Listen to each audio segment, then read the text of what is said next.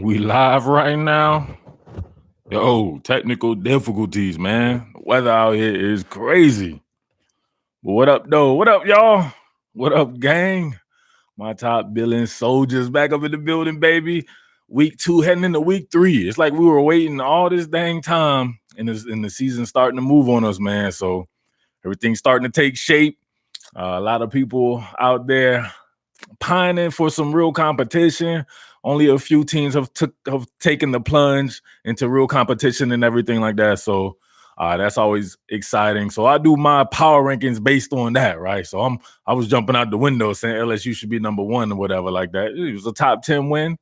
You know what I mean, on the road against a Texas team. All right, so let's get into that right quick with the opening statement that I always do, right?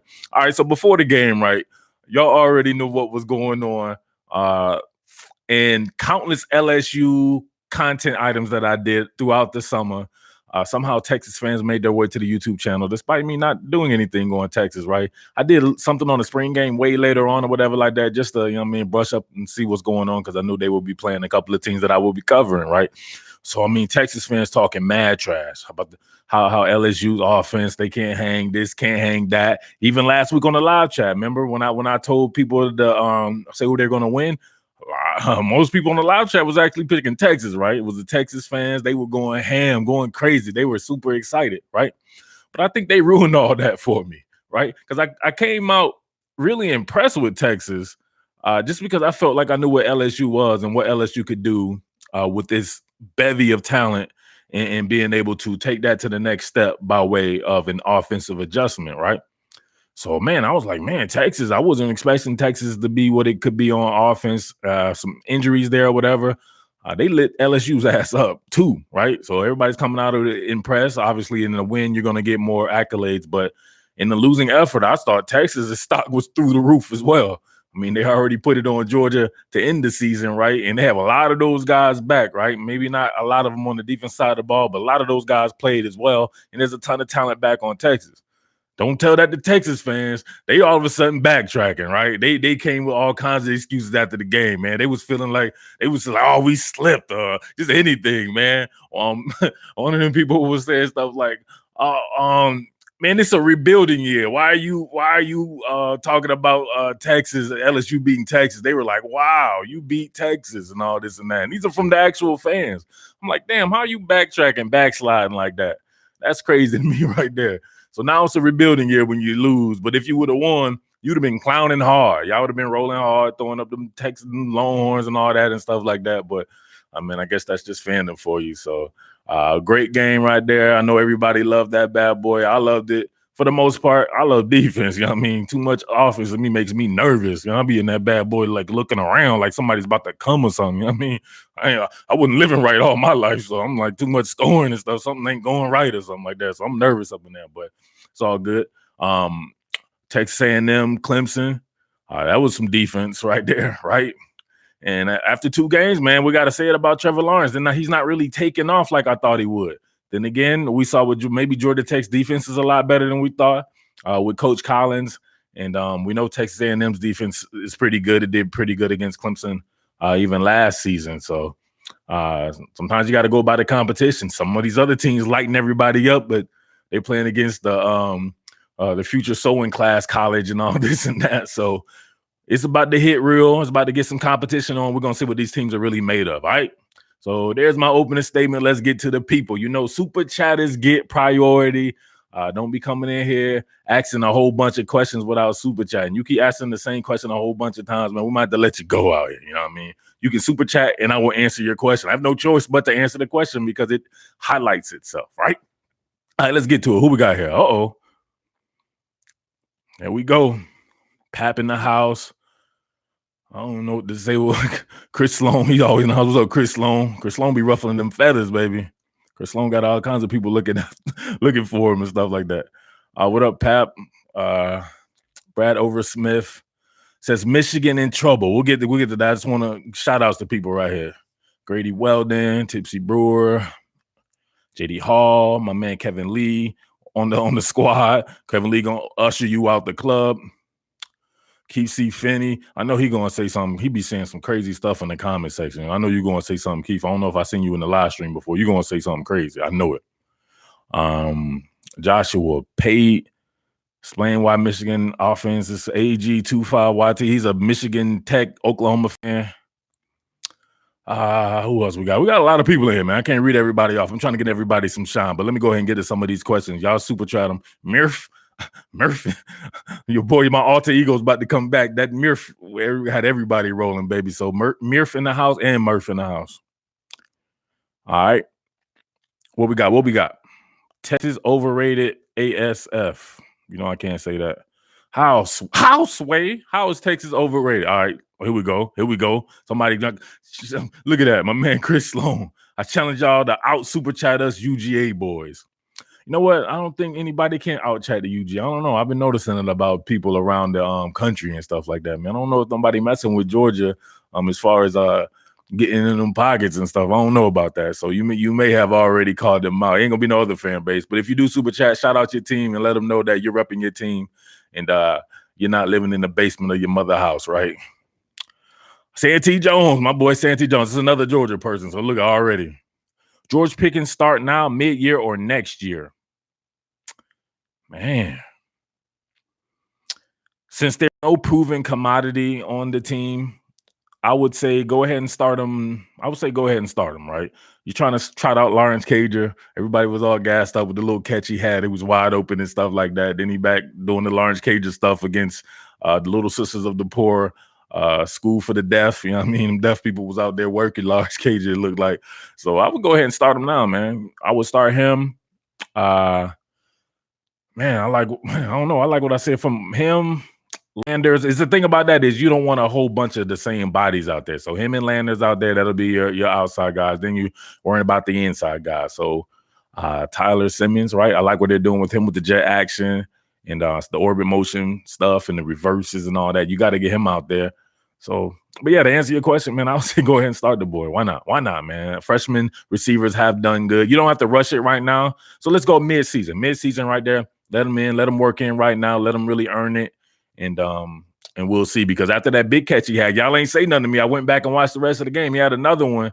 They went downfield on it, and it didn't connect. And then he had one where I think he messed up, and he was patting himself like, oh, my bad. So those are the freshman learning curves right there. But thank you for your super chat, Plate Boy.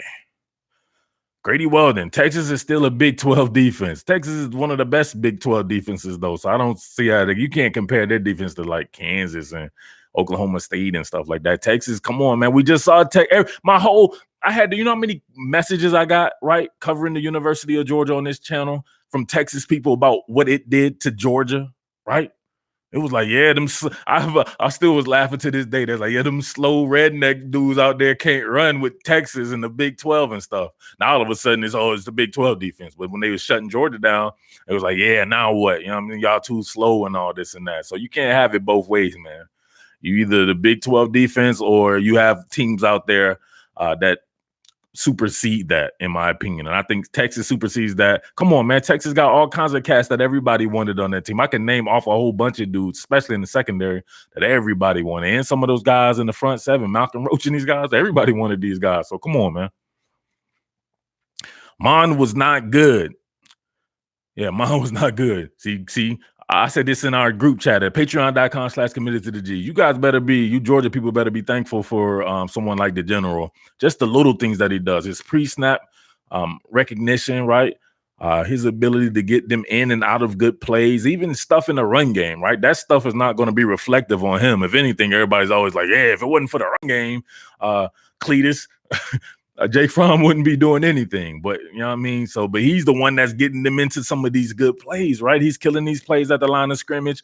He's setting the protections and stuff. Kellen Mond don't know how to do all that. He does not know how to do it. He was running them into bad box counts and stuff like that. I was like, man, what is this dude doing? Right now, he's talented. He has a big arm or whatever like that. I'm not sure he's the most accurate quarterback, but he can do some stuff that'll make you say, wow, when he gets out in the run and he makes some of these throws.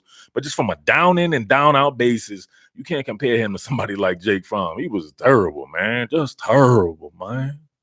All right, what we got? Keith Seafen. What you got, man? Hey, shout outs to Keith Finney with the super chat. Thanks, bro. $5. Go Dogs. With the Dogs beat Notre Dame and Auburn. Man, I ain't seen the Dogs play nobody yet to really just be throwing. I seen Auburn play somebody. I felt good about that to really know where Auburn is at, to be able to see them against some competition.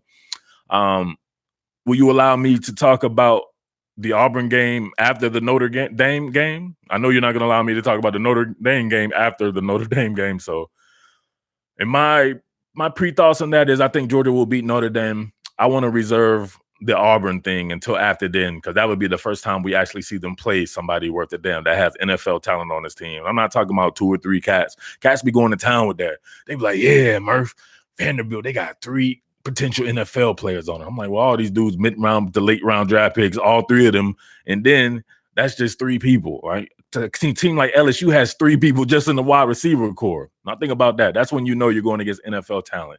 2 to 3 total people on the team, and you want to brag? Come on, man. No, but I think I know what Georgia's about. Georgia's loaded, the best roster in all of college football.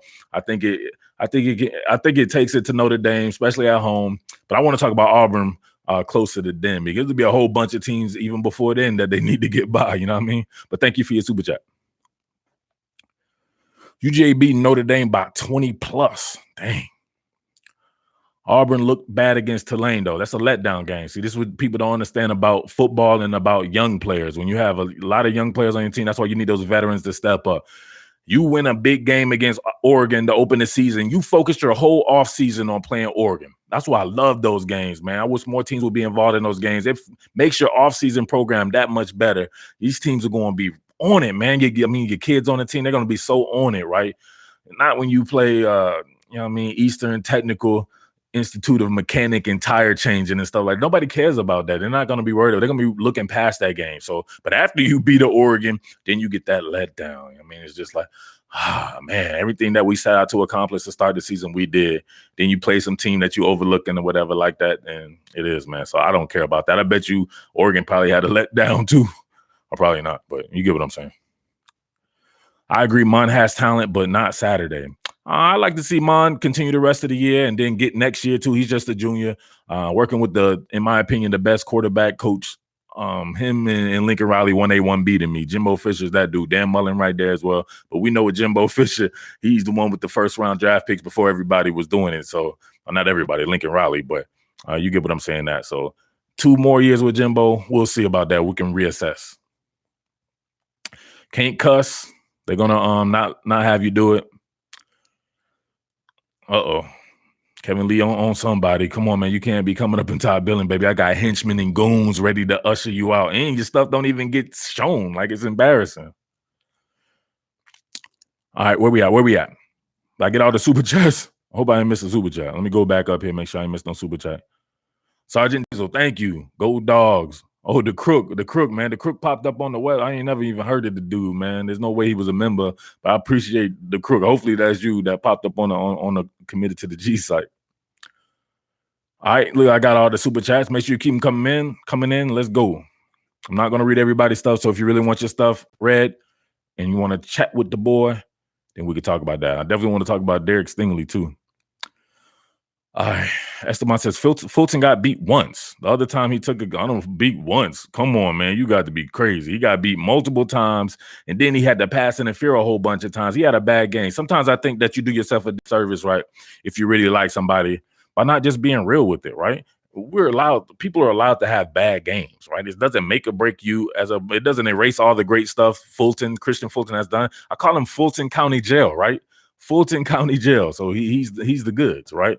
However, he did not have a good game against Texas, no matter how you try to spin it. He did not. But I was told, right, from a good insider, he obviously was hurt. We saw him, he got hurt, and he wasn't really letting on how hurt he may have been the rest of that game. So maybe that's of reasoning, right? I don't want to call it an excuse, but maybe that's a reasoning. But he did not have a good game. Don't try to spin it, man. Will Mack, shout out to my Ninja Murph realist on this sports talk. Come on, man. You being a little bit. You know, we got a lot of people out here, man. You know I can't be doing that. But I shout out to you, man. Thank you. I feel as though I am the realist.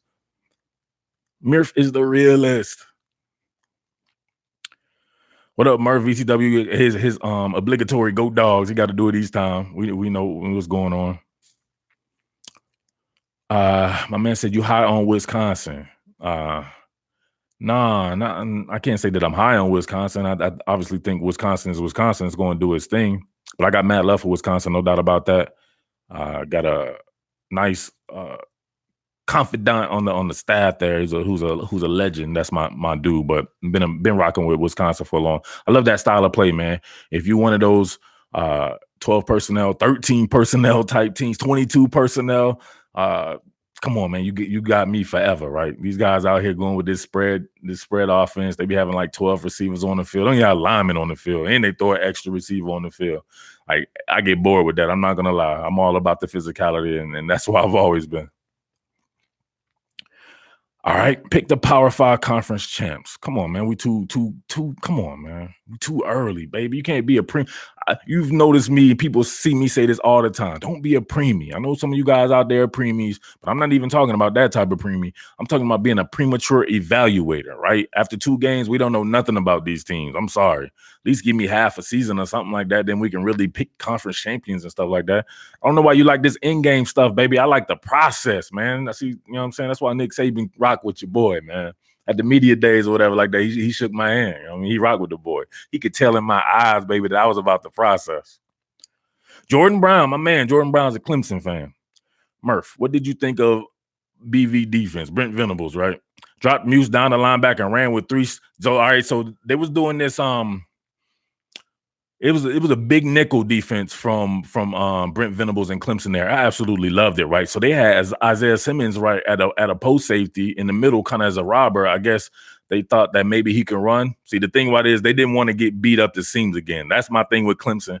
I think if you're going to attack Clemson, being as though I covered it every single game of theirs by film last year, they're soft up the middle. The linebackers, the safeties, none of these guys can cover going vert. So that's why I think some of these teams out there are going to give Clemson a lot of trouble, right? LSU can do it. We saw what they can do from the inside out. Georgia can do it without a doubt. Alabama and all these teams like that. But they came with something new. I like the creativity from Brent Venables doing that. If you guys didn't see that, make sure you go back and watch that game and look at that alignment back there. Nolan Turner, Isaiah Simmons, and Tanner Muse, all the safeties back there at a deep alignment, and then they'll drop down and have somebody rob in the middle of the field. It looked like a Tanner Muse. They kind of alternated a little bit though, but it was definitely different. But Kellen Mond can't really throw, so it's hard to really judge what's going on. He can't really throw in the rhythm and timing portion of it, right? I think he can throw the ball down the field, but they didn't want to get beat deep, and they didn't want those inside vertical seam routes killing them like South Carolina did. So I love creativity on defense, man. Shout outs to that. So thanks you, Jordan Brown, for your super chat.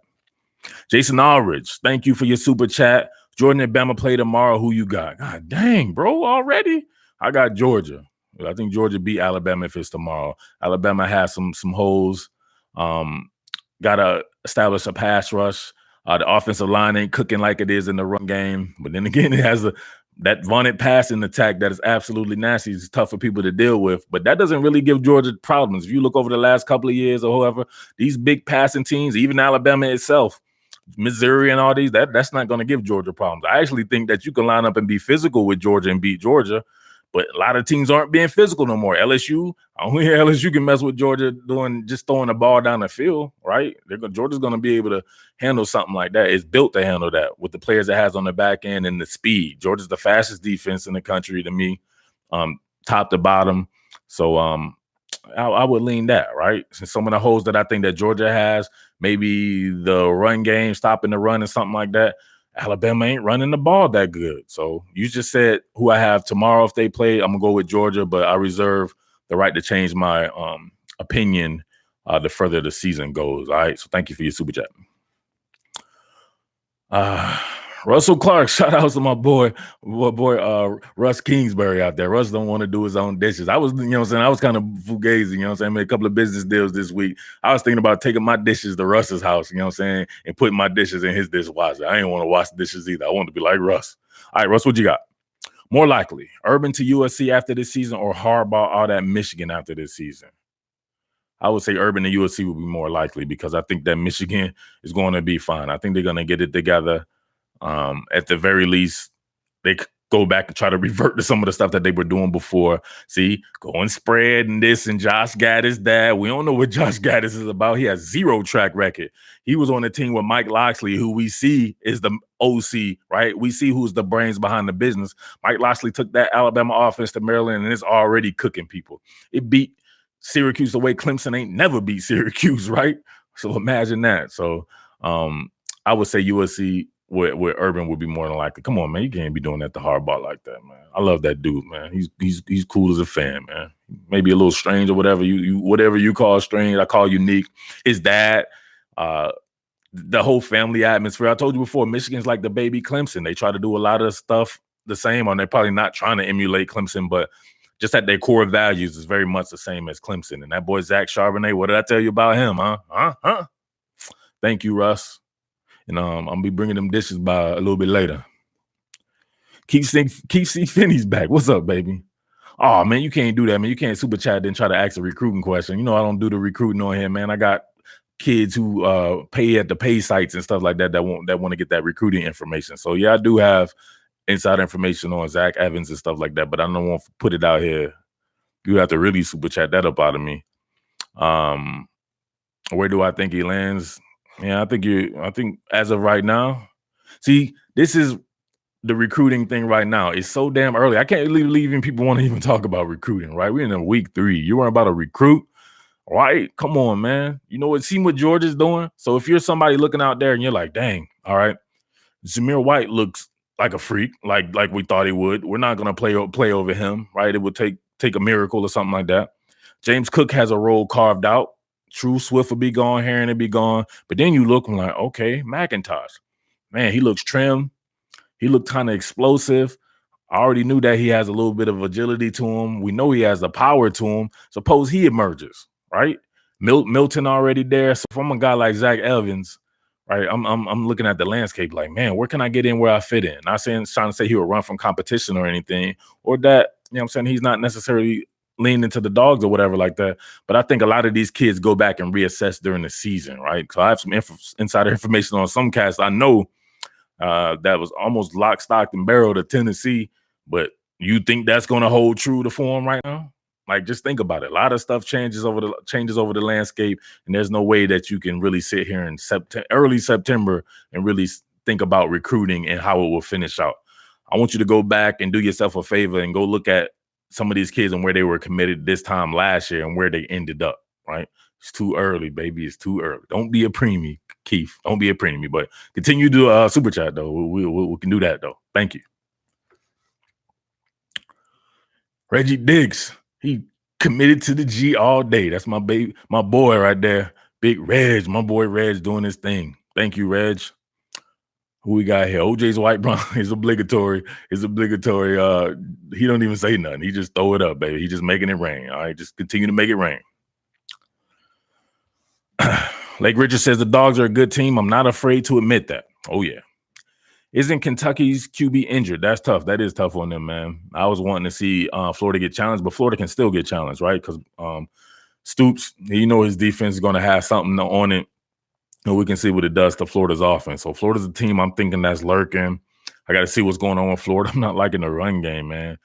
I think Florida deserves itself a high-end running back. If you're a high-end running back, you're looking at this, don't go to these other schools that have 80 other high-end running backs. Go to Florida. They ain't got no high-end running back, in my opinion, and they need some of that work out there, right? And you need to have some upperclassmen too. So that would be my work right there. But I know how Dan Mullen wants to run it. He's at his core, he's an Urban Meyer disciple, and those guys base everything off of that run. Everything sets itself up too. Now, while Florida has a great receiver core, one of the top 5, definitely, that run game has to be pounding for everything else to take shape. So we'll see how that takes shape over the future. Sergeant Diesel. So is Nolan Smith the Roquan to be? Not necessarily. I don't know how you're setting that up because they don't play at the same position. But as far as the type of impact that he can have, he can definitely be a Roquan type, right? Just for the fact that I think that he can possibly take over a game. Roquan used to really take over games from the defensive side of the ball, and he will make super impactful plays. And if you needed a play to be made, he could do that. And I feel like in my heart that Nolan Smith will be that one day. But I feel that about a few people on Georgia's defense that are young too. So he'll have a lot of company in that. He may not be the best pure pass rusher on the team. Azeez Ojulari is just 1 year older than him. So imagine that. And he's right there with Adam Anderson. You got some other guys on there. Jermaine Johnson on the team. People like Walter Grant somehow are still on the team. A whole bunch of people on the team. Robert Bill, a whole bunch of 5-star cats. And it's a lot of talent there. That's all I got to say, baby. A lot of talent. All right, where we at? I know people be getting mad if I don't keep up. Florida D-line, 15 sacks. Come on, Murph. What you mean, 15 sacks in one game or something like that? Wow, against Kentucky? That would be crazy. I can see it happening, though. Florida's stacked in that front seven for sure. I'm not worried about the defense. I'm only worried about that offensive line and that offensive trench play and seeing what those guys can do. So I've really been labbing up Florida's offensive line, and it's definitely got to take another step for Florida to take another step. But maybe that's when Felipe Franks ends up being a little bit more, and he takes the slack from that, making quicker decisions, getting the ball out faster. And then that's when Dan Mullen earns his keep as well as being one of the premier offensive brain trusts on the planet. Thank you for the super chat. There you go. See, you don't got to super chat a whole bunch of money either. You know what I mean? Every little bit counts, baby. It's like back in the day when we all used to hop in the whip, one of my boys' whips and stuff, and we all contribute gas money, right? When nobody throwing $30 on the gas, but we was all throwing $3 and $5 on that bad boy, and we was able to get around town getting on chicks, right? All right, what we got? Clemson falls easy to the playoffs. Dang, easy? Yeah, easy with that, bro. That's a loaded team with elite players at key positions, elite quarterback, elite edge players, elite cornerbacks, elite running back, elite offensive linemen, elite secondary, like in a safety cats, at least when you combine them together, elite linebacker. So I don't know about that. I don't know if you will ever put easy on something with Clemson, but I do think Clemson could fall to a number of teams, right? There's some teams right now I would favor. Like if you ask me who played tomorrow between Georgia and Clemson, I think Georgia takes Clemson for real. From what I saw from the Texas A&M game. However, that was Clemson playing against some NFL talent. I haven't seen Georgia do that. So maybe Georgia looks different against Notre Dame to where I'm like, well, maybe not. But as of right now, I would say that I would think that Georgia could beat Clemson. Oh, what we going? Oh, look at my boy. AJ, 33 to go. So my man AJ is on the 40 sack, right? He invented the term 40 sack, right? You know, I ain't talking about the stuff, you know, back in the day you have to slang and stuff like that. I'm talking about 40 sacks from Georgia's defensive line or from his front seven period or just Georgia period, right? He wants 40 sacks for the Dogs to really get it cracking, right? So after the first game, he was silent and crying and stuff. We ain't even hear from him for like a week. Then in this last game, they piled up like 6 sacks and stuff. Now he back talking and super chatting, right? I don't think he was even on the last super chat because he was crying and scared. So he's back on track now. So 33 to go. So he's A33 right now or A7 or something like that. Thank you for your super chat, AJ. Oh my God, what's up with these people in this? Come on, man. Why y'all worried about recruiting in September? We can't worry about the cats who's on the team. Some of you dudes be worrying about like seriously, think about this right now. What was that dude's name back in the day? These people were forcing me to do stuff on like Jason Stanley and Michael Chigbu and I don't remember these dudes' names, but these are guys that you could be very well talking about right now, right? Instead of the guys who are on the team balling, right? So that's my boy Justin Marshall Healy, right? Thank you for the super chat, Justin Marshall Healy. But you know that I can't do that, bro. You know I do the recruiting stuff at the Patreon, and you've already seen that update on on Darnell Washington on that patreon.com/committed to the G. So you just got to be paying attention, man, because it's already on there. Where we at? LSU fluked against UGA and then dropped against UF. They owned the night, and that was all. Wow. Does an 11-1. So I'm going to clean some of y'all. I don't want some of y'all out there bad, right? You know what I mean? Journalism is what I do. It's my background. And so I don't want to put y'all out there like some of these guys. They be quoting some of these players and they be putting the actual quotes in there when I'm like, dang, you could have cleaned it up for him. So I'm going to clean it up for my man. Does an 11-1 loss LSU make the playoffs? 11-1 with that loss being what? You got to give me some context. Who did they lose to? They lost to somebody really terrible? Then no. If that one loss is to a top 3 team, then it makes a big difference. Oh, 32 to go, man. We missed the sack. 8-8. Who are my top 4 playoff contenders? Good Lord. It's just we only played 2 games, man. What's wrong with y'all people out there, man? Y'all making me physically ill just thinking about being a premature evaluator. I don't know who's the top 4 playoff teams after 2 weeks. I don't even want to lie to you.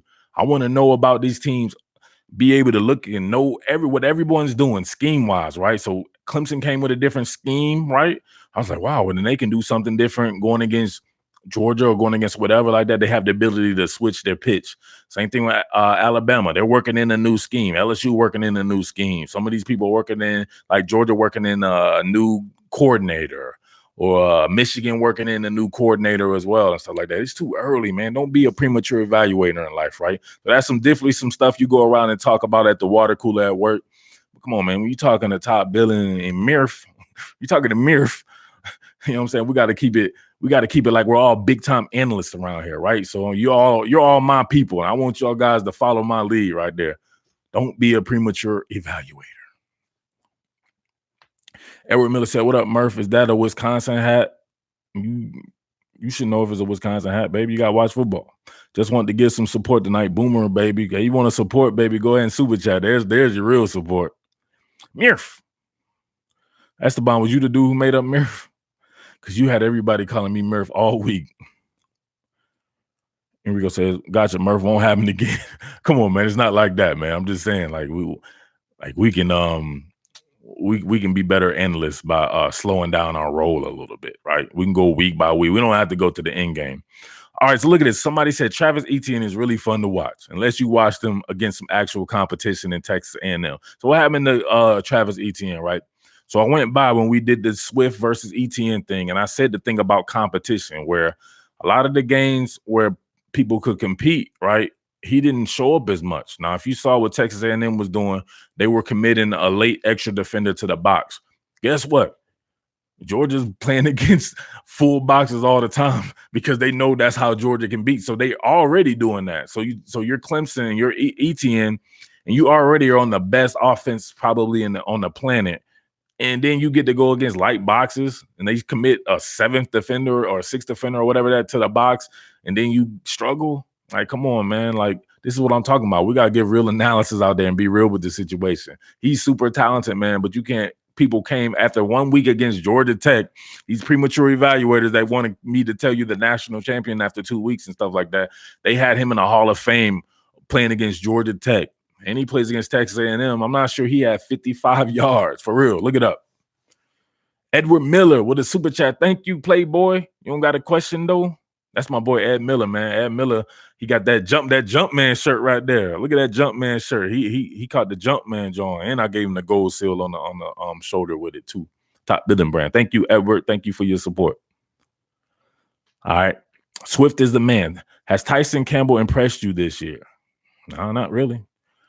Is he making plays on the ball? You know what I mean? And think about this. Who have they played? They're not even playing against somebody who can throw the ball downfield where he's going up against another A1 level receiver that we'll see in like a Justin Jefferson or somebody like that. You remember when I said last year before that game, I was like, this is the team to beat Georgia. And this is the guy right here that Tyson Campbell can make a name for himself by going against Justin Jefferson. Ain't nobody knew who Justin Jefferson was. I bet you know who that boy is now, right? From LSU. Those are the guys I want to see Tyson Campbell battle against. Those are the guys that he's going to see in the playoffs and the SEC championship game. Jerry Jeudy's, Devontae Smiths, and guys like that. Come on, man. I forget who the team that Georgia played, man. Who was that team? Why would he impress me doing anything against those, especially if he's not coming up with picks and pass breakups and stuff like that? He had a good hit, right? But I already know the guy can hit. I want to know if he can play cornerback. Damn, Jason Aldridge asked, is Pruitt done for? Hey, man, I was over here talking mad trash last week about how, you can't be talking about Jeremy Pruitt like that. But dang, then they go and lose again. And then it's the way they be losing too. Stuff look like stuff be like out of whack, and they're doing weird stuff with the offensive line. And I don't know, man. But no, I don't think he should be done for. Even if he like think about it. To me, when I look at their team, they have so many building block guys that I could go and place around the country that could be in a year or two the best player at some of these elite teams, right? I like what I saw from Henry to Toto. Toto? I don't know how you say his name, but I like what I see from or what guys like the running backs. They got two running backs that look really good, right? Gray and and the guy from last year, Chandler or whatever like that. They got some talent out wide. They got some talent coming in. They could have some really good talent coming in if the season wasn't going down the drain like it is right now. But I think there's a lot of building blocks there, man. And he's the guy responsible for bringing that in. Allow him to see that to fruition at the very least, because at least it's not like the PE teacher at Florida State or whatever like that, where I don't think they're recruiting like super elite athletes. And but I think Pruitt is, and I think he has the ability to do that. So I expected them to be not that good this year with playing mostly true freshmen and freshmen, sophomores. I like the Alontae Taylor kid and all this, but let it come to fruition, man. Let them cultivate that talent, man. Don't throw the baby out with the bathwater already. Thank you for your super chat. Reggie Dix came through. Spec the G code. UGA gang always dropping that cash. What other fan base going to show out tonight? I don't think any other. I think every single super chat has been from a UGA person. UGA repping your boy. Best running back duo, ETN and Lynn J. Dixon. I don't know about that, man. Your running back needs to be throwing over 100 yards against elite competition too, right? I like what Lynn J did, but ETN was having to do some other stuff. He wasn't running against that team. So I couldn't say that's the best running back duo. Any DeAndre Swift and anybody, but he has multiple people that he can claim a duo with. That's the absolute truth. So there's a whole bunch of good duos out there, but ETN and Dixon would be definitely one of the tops, though. I can't front. Somebody said Zeus and Swift just completely overlooking Harrion, man. Come on, man. I hate when people do that. Cam Akers, ETN. I said that before. Only person out there that I think is DeAndre Swift's equal is Cam Akers, right?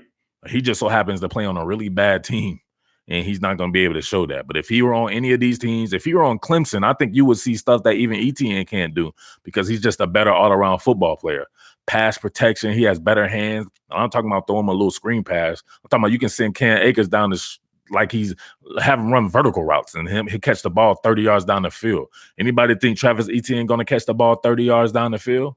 Hell no. His hands is put on backwards, and his knuckles and stuff is all backwards and stuff when he's trying to catch the ball. He's a great runner, but there's more to being a great running back than just running the ball. So Funky Fudge with the super chat. Thank you. Is Florida's run issue due to the offensive line, running backs, or a scheme? Definitely not the scheme. Don't be disrespecting Dan Mullen like that. P. Ryan and Davis were good before. Offensive line did well in pass protect against Miami.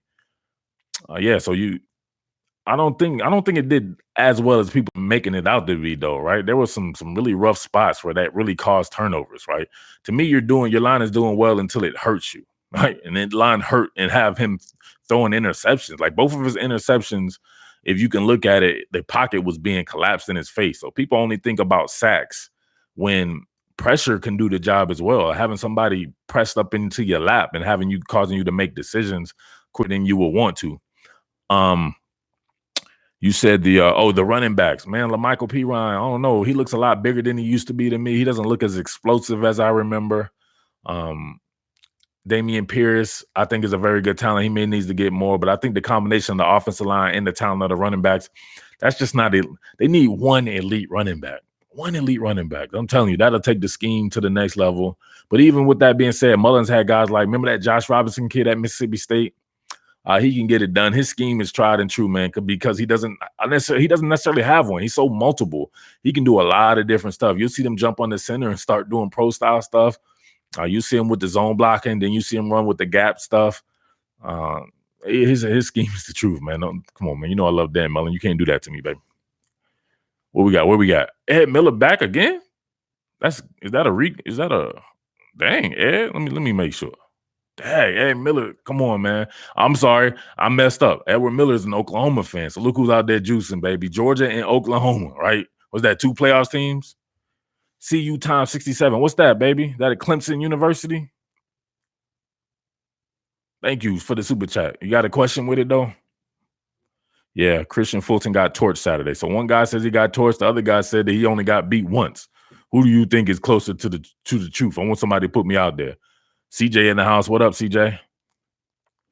Karen Akers wishes he went to another school about now. I think he did that last year. Think about it. He was the one at Alabama before Najee Harris was. Think about him with that run. He would be the perfect kind of running back for a struggling Alabama run game because he can make stuff happen on his own. Where I think a guy like Najee Harris needs stuff to happen for him just because of his size and limitations with that. Cam Akers ain't got them problems. What we got? You don't think Stingley the best cornerback on LSU? Ooh, you talking to somebody else or me? Najee should have went to Michigan. Dang, that's hard. No, I'm a Zach Charbonnet guy, so they probably be trying to play him over Charbonnet. I'm good on that. Charbonnet can do what he does in a more explosive package. Your boy Najee slow as I don't know what. What are we talking about? What am I missing? I love Cam Akers, but I feel like FSU messing up his stock for the NFL. Oh, it's been messed up. It's been messed up. He's going to have to prove himself at the combine. Even then, I don't think it'll be enough. You know what I mean? But if he were at one of these high-profile schools, he'd be getting the love DeAndre Swift getting. There's nothing that DeAndre Swift can do that Cam Akers can't do. Now, Swift is a little bit better with the muscle relaxer. You know what I mean? He'll have you sleeping good that night.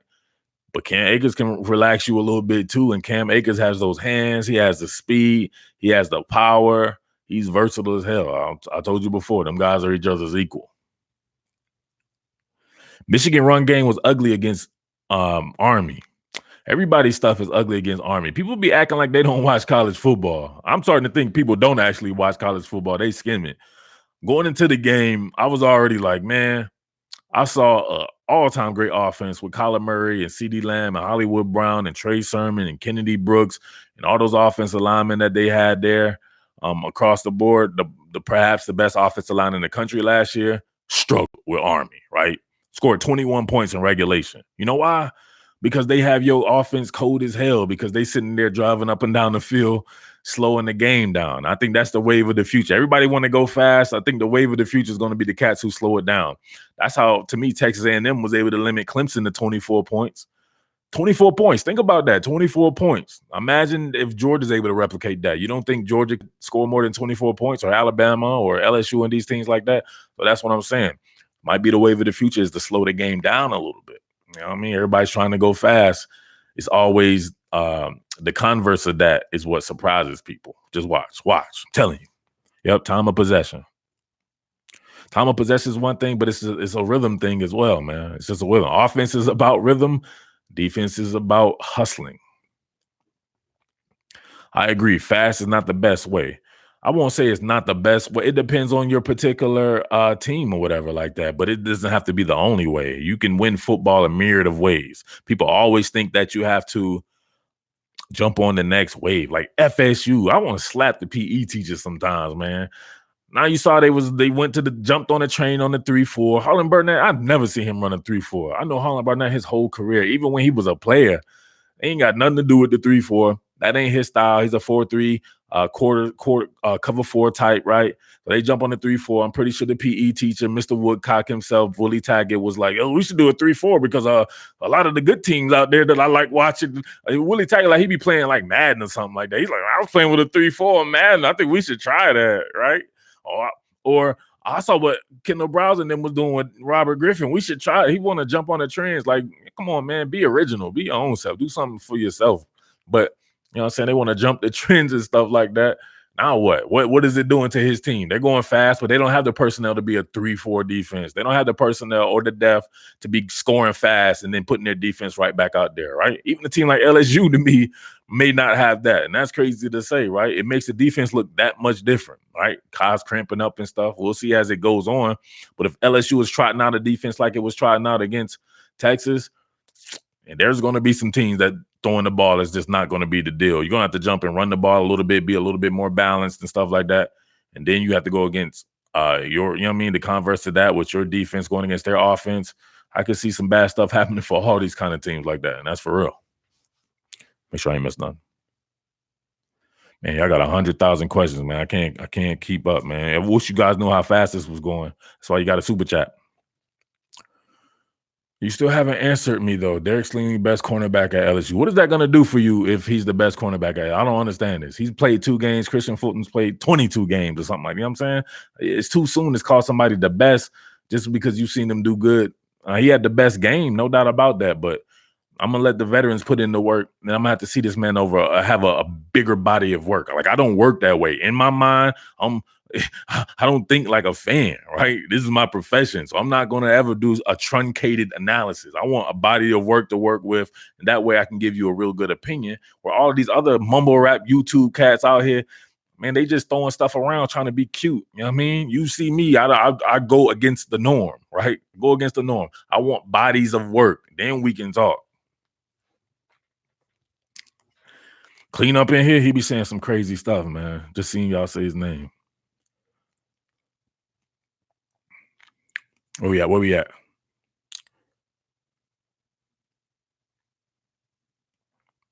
Somebody got deleted. Don't be up in here getting deleted, getting ushered out the club, man. I got goons and henchmen, baby. In preparation for UGA versus Notre Dame, I watched Rudy and visualized Tyler Clark stepping on that little twerp's neck. Come on, man. You guys is crazy out here. Shout outs to Tyler Clark and those guys along Georgia's front, man. Malik Herring out there. Whew, man, loaded.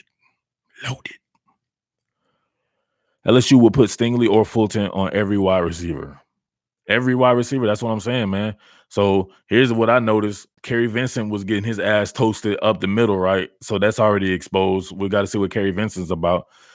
But, man, that's only 2 cornerbacks, right? Georgia can go 4 and 5 wide if necessary. Like, and they got tight ends that can work. Like, it means different personnel, different rosters offer different challenges. That's all I'll say with that. You know what I mean? So, and then you got a bunch of true freshmen, right? So you have no quality depth as far as experience goes. And Fulton went out and they had to bring in, what was it, Cardell Flott and people like that. I think my boy Jay Ward from Moultrie, Colquitt County, I think he got hurt. So they real down bad with the depth on the back end like that. And then if you see like I like Ty Harris, but man, we saw Ty Harris having the cover, right? They were doing a little bit of quarters coverage as well, where the middle of the field converts to man coverage for the safety, and Ty Harris can't cover a lick, right? He's more of just a rangy or a tackling kind of guy. But having him in man coverage, he was exposed. That Mama Jumma had about 18 pass interference penalties, bro. Ruggs, Moss, Greedy last year. Dang. Do you think Taggart job is on the line against UVA? Nah, man, I don't think that they'll fire him. They'll fire him like during the season, like the first 3 games. That would be crazy. That's probably unprecedented.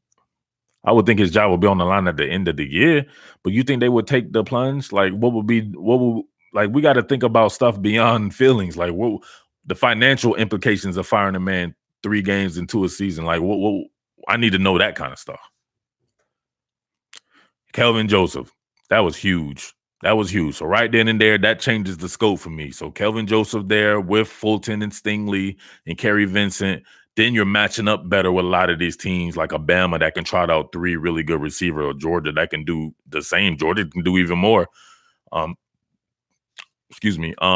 then with the tight ends and everything, like Kelvin Joseph, that was weird. Like, why did that happen? Why did that happen on this year right here? That's crazy to me, right? This is LSU's year. Clayton Bray's back. Dr. Pressure, what's up? Love your unbiased opinion, even if you are a dog. And who told this clown I was a dog, man? Don't be saying that. I'm a dog, but look at this. I'm a dog, but I got no. You can look at this. What you see? Anything that would say just look like? Come on, man. Will you guys be killing me with that? I cover Georgia. I cover a whole bunch of different teams, man. This is my business. I am not a dog fan. Everybody that is a dog fan can tell you that. Like, he ain't no dog fan. Look at that. People already saying it. Tristan Bryant says you are. Marco Polo says, Murph, you are a Wisconsin fan? These people out here crazy, bro. Sorry, man. Well, get blocked? Uh-oh. Somebody about to get blocked? Bruh. I just wear whatever. It's clothes to me. It's stuff I work out in. So I'm not like y'all. Justin Healy says he bullies me. Somebody say, keep it real, bro. You lying. I'm a dog. Like, you don't even know my real name. Like, for real. Like, some of these guys probably just need to get blocked just off the strength of just being weird on the internet. You don't even know my real name. How you know about me? I am not a dog fan. As a matter of fact, I grew up a fan of a team. Really, if we're being a fan of it, I grew up a fan of everybody that was playing in Georgia, just from personal stuff. So you don't know me like that, man. I will cover uh the Iraqi hornet nests. I'll cover them if it feeds my family. So don't do that. I'm from Georgia. So obviously it's easy, and I have ease of access to a lot of the people around here and relationships built. So me covering Georgia makes sense because I'm from Georgia, but that's not my team. You for real be on Georgia pretty hard here. Well, that's your hang up, right? So you don't like Georgia. So if I say something about Georgia, or if I'm covering Georgia, that's from your, because you probably want me to talk about your team that way. I'm going to be real about something, right? If I think somebody's good, I'll say it, right? I thought LSU was going to beat Georgia last year. I said it. I thought Clemson would beat Georgia last year. I said it. And that's the team that I cover. So this is team that I'm making my scratch off of. So I don't know. You guys be too fanny for me.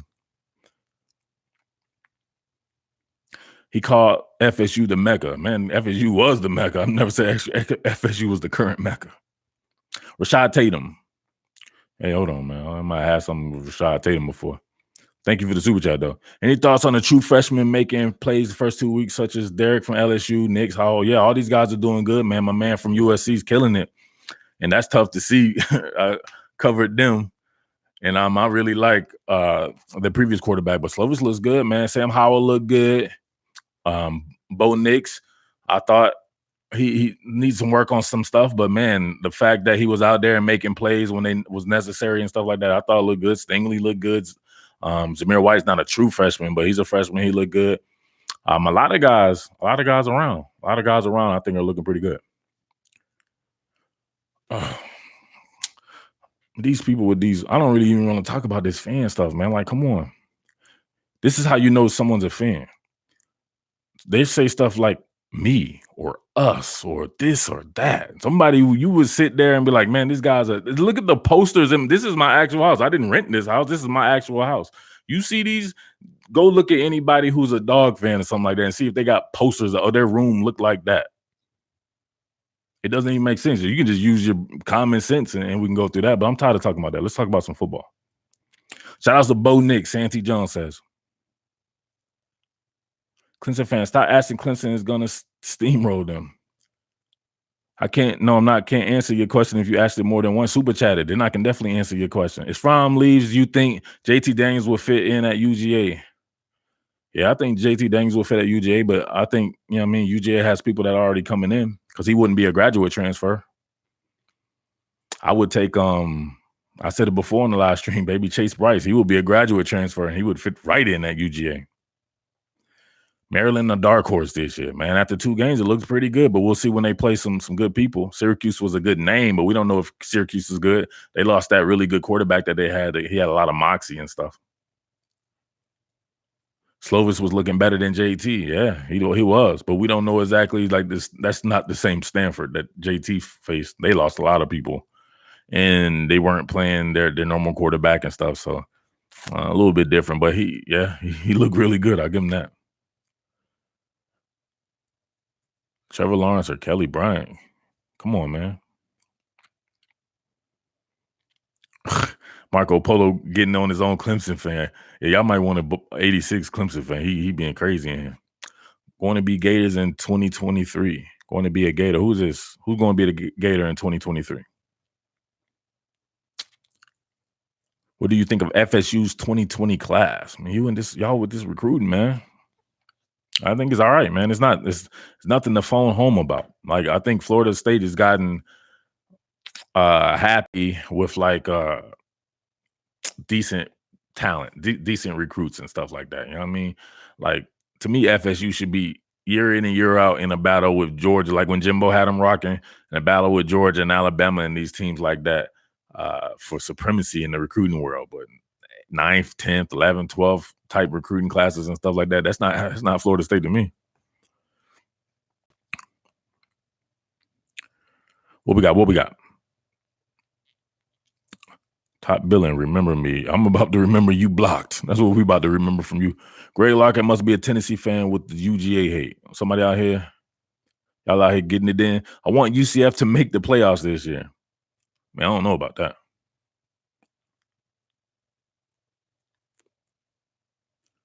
Commits aren't the same with the transfer portal. What that mean? Do you think LSU has a chance to take it all? Yeah, man. Everybody has a chance. There's only 2 games.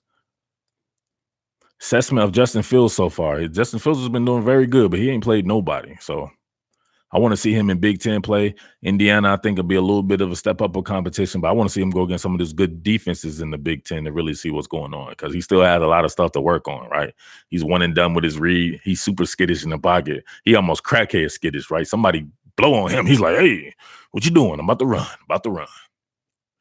Any big matchups to watch this weekend, from your opinion? You guys got to throw, me with the schedule. I don't even really be on it like that. Y'all got to throw some games out there. I don't even know who I'm supposed to be looking at this weekend.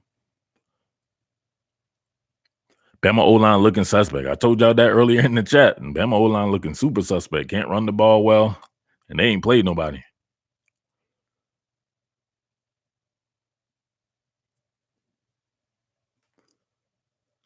Yeah, for some reason it doesn't like the word Gamecocks up in here. Where we at? Scrambling QB in a spread offense. Of course he is going to shine. Chris Sloan, I think, in his feelings about Justin Fields. They ain't playing nobody, man. Everybody's going to shine against Cincinnati and whoever that other team they played was nobody. I wish LSU could play Bama early in the season. That would be dope, man. But that's one of them Clash of the Titans game. People be wanting that bad boy late. And it's always like one injury or here or there or whatever like that. They'll be messing up for both people. UCF plays Stanford? When? This weekend? It's not your daddy Stanford, though, man. They don't look the same.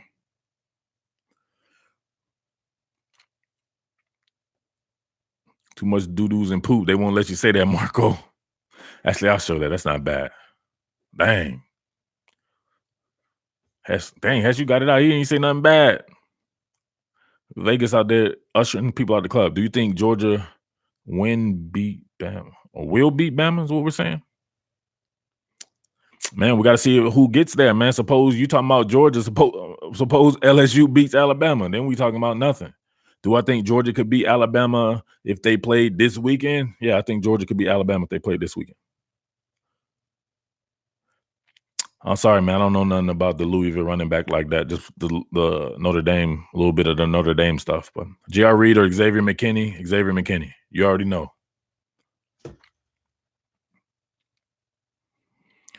Opinion on DeAndre Francois Hampton. You think I'm watching Hampton football? We talking about the Hampton Inn or something like that? Or just him going to Hampton? I think you got to do what you got to do, right? I'm not sure who some of these you be putting. I guess he did take visits to some of these teams, but in the end, some of these people could be like, you know what, or whatever like that, and then so I don't know. So maybe that was just his not a bad option, right? They find football players from anywhere. If you can play, you'll eventually get your shot, or somebody help you get your shot, right? We've seen people from all around HBCUs and everything. So I don't know. He's just had a lot of stuff to work on, to me personally and professionally, really. Zach Hicks with the super chat. Let's get it. Kentucky versus Florida. Kentucky beat Florida without Terry Wilson. Man, I don't know if Kentucky could beat Florida with Terry Wilson, so I don't think they can beat him without Terry Wilson. I got a lot more to do on that. I definitely wanted to go and check out what Kentucky's defense is like, but Kentucky's offense to me was a little suspect before the loss of Terry Wilson. I really like Terry Wilson too. He showed me some stuff in a lot of these games. Heck, last year against Florida, man, he was balling out. He was making some plays, so that's tough on me. I hate when I hear about stuff like that. Terry Wilson was ranked last in quarterbacks in the SEC. Well, it's quarterbacks in the SEC though.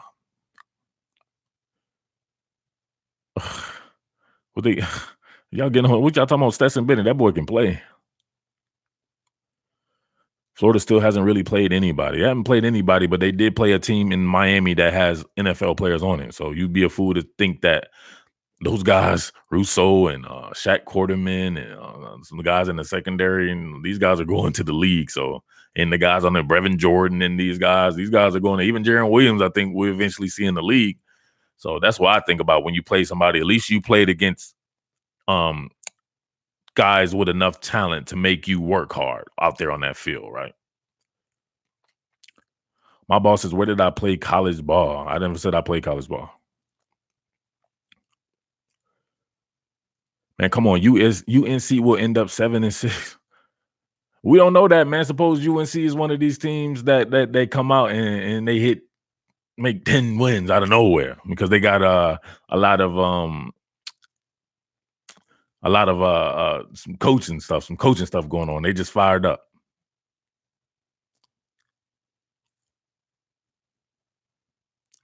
Somebody's out there getting on Stetson Bennett. What's going on? What do you think this year's LSU team would have done to Miami? They already smoked them. See, that was Miami's first. Miami's adjusting to a new coach, new scheme on offense, and so it's a little bit different for me right there. So it's a little bit more continuity last year, and they got blasted last year. So, um, it's tough to say, man. Styles make fights. That's all I always say. What you do, it's not like uh, was it transitive property? You can't just say because somebody else did something that you're going to do it as well, or something happened like this before. Styles make fights. Maybe that's the team with enough defensive backs on it to make it a little bit difficult on LSU, whereas Texas didn't have any. Justin Healy said, if the general goes to, thank you for the super chat. He said, if the general goes to the league, Carson Beck, Mathis, who wins? Man, what about Stetson Bennett? What about Stetson Bennett, man? I think you tripping, man. I think he's showing some stuff even in the spring. He showed some stuff in the spring like a couple of years ago. Was it a couple of years ago? A year ago? Before he transferred or whatever like that. I think he's one of them guys, man. He just maybe one of, even if you look at Baker Mayfield and these guys are like walk-ons and stuff like that. Maybe Stetson Bennett, not saying he's Baker Mayfield. We know what Baker Mayfield is now, but some guys just go under the radar. They go under recruited. And maybe Stetson Bennett is that guy because he's done nothing but show to me to have a very adequate arm, to have some really good athleticism, and to have some really good innate accuracy as well. So I wouldn't count out Stetson Bennett. You know what I mean? I know y'all want to see whomever's new, like DeJuan Mathis and those guys. So we've never seen Carson Beck play a snap of college football or DeJuan Mathis. So these are some weird questions, man. I came from. I want to talk about the guys that's playing football now. How do you feel? And the young Lum, is this a compound question, Lamar? All right, I'm going to correct it for. How do you feel about Bama's young linebackers thus far?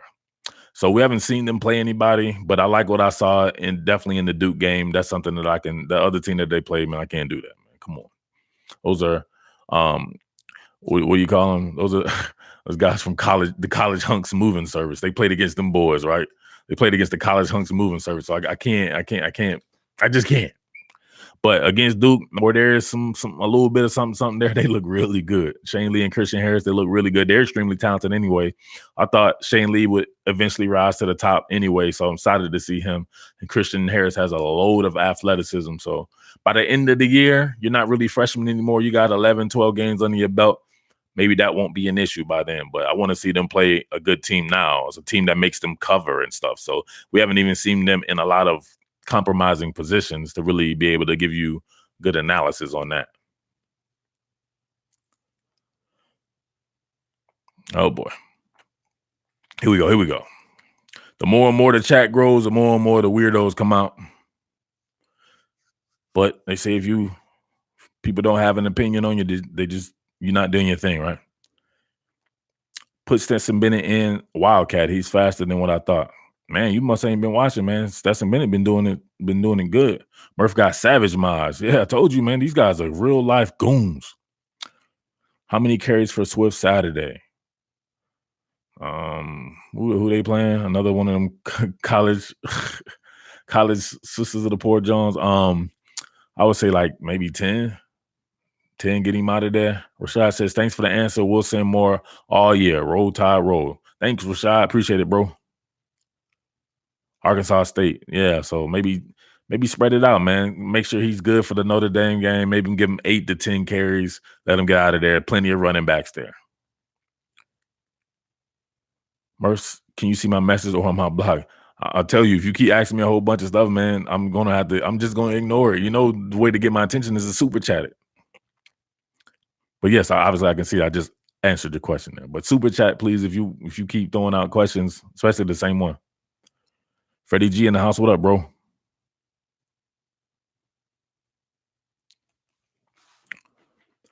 Texas versus Oklahoma. Just from what we've seen thus far, it's tough, man.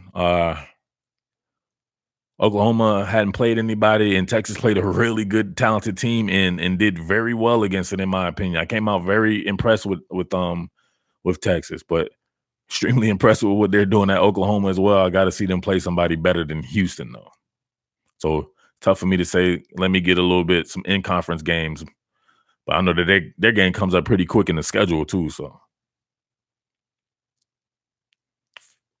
Hurts fits the scheme crazy. Man, I think that Lincoln Riley does a good job of fitting the scheme around his players too. So it looks a little bit different if you really look at it on tape than what the other guys were doing. But effectiveness is effectiveness, no matter how you're deriving it. Notre Dame and UGA Week 4 predictions. I guess UGA won't be playing nobody before Notre Dame. I think UGA beats Notre Dame, man. I think it just might be too much for Notre Dame to handle, right? This particular iteration of Notre Dame.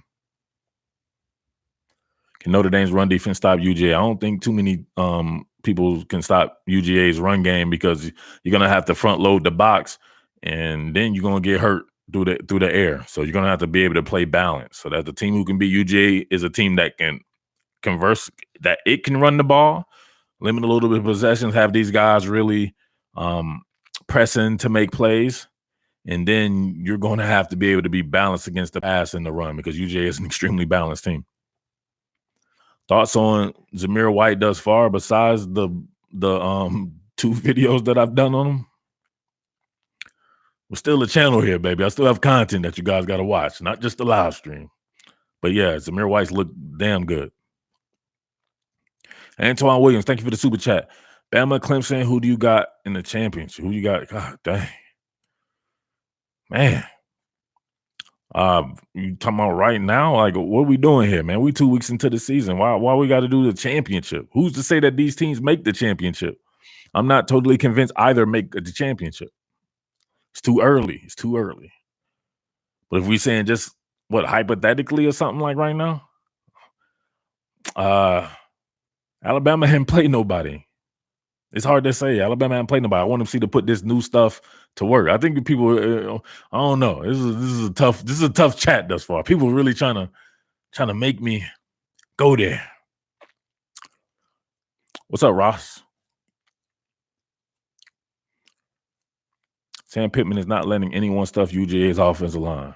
Sam Pittman ain't got nothing to do with that. He ain't no coordinator.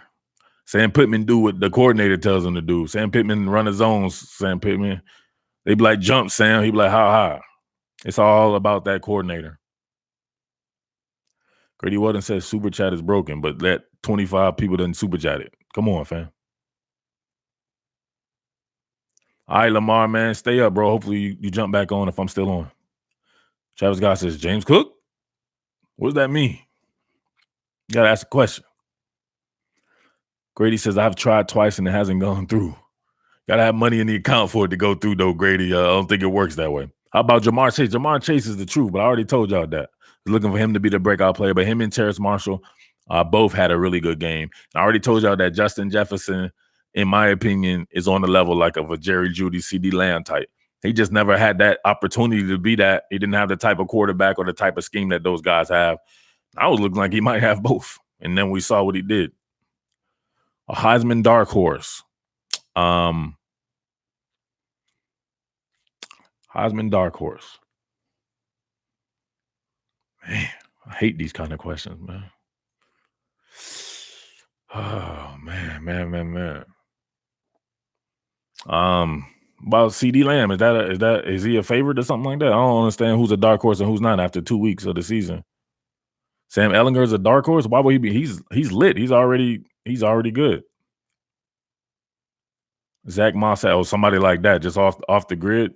Man, what about the guy at USC coming? Because think about that, man. They keep winning and stuff like that, and he got in real early, and he keep getting that West Coast love. Freddie G with the super chat. You think Tennessee is gonna have a 1-11 season? Nah, man. I don't think they have a 1-11. They still got. Dang, you're right. They lost the warm up game. I said before. It's like you. It's like you losing the tune-up fight before you go and fight the champion. I mean, it ain't working out good for you. You go lose to your tune-up fight before you go fight Deontay Wilder, you probably get knocked out. So I don't think it'll be a 1-11 season, but I can see him winning like 3 or 4 games, and that ain't good enough to me.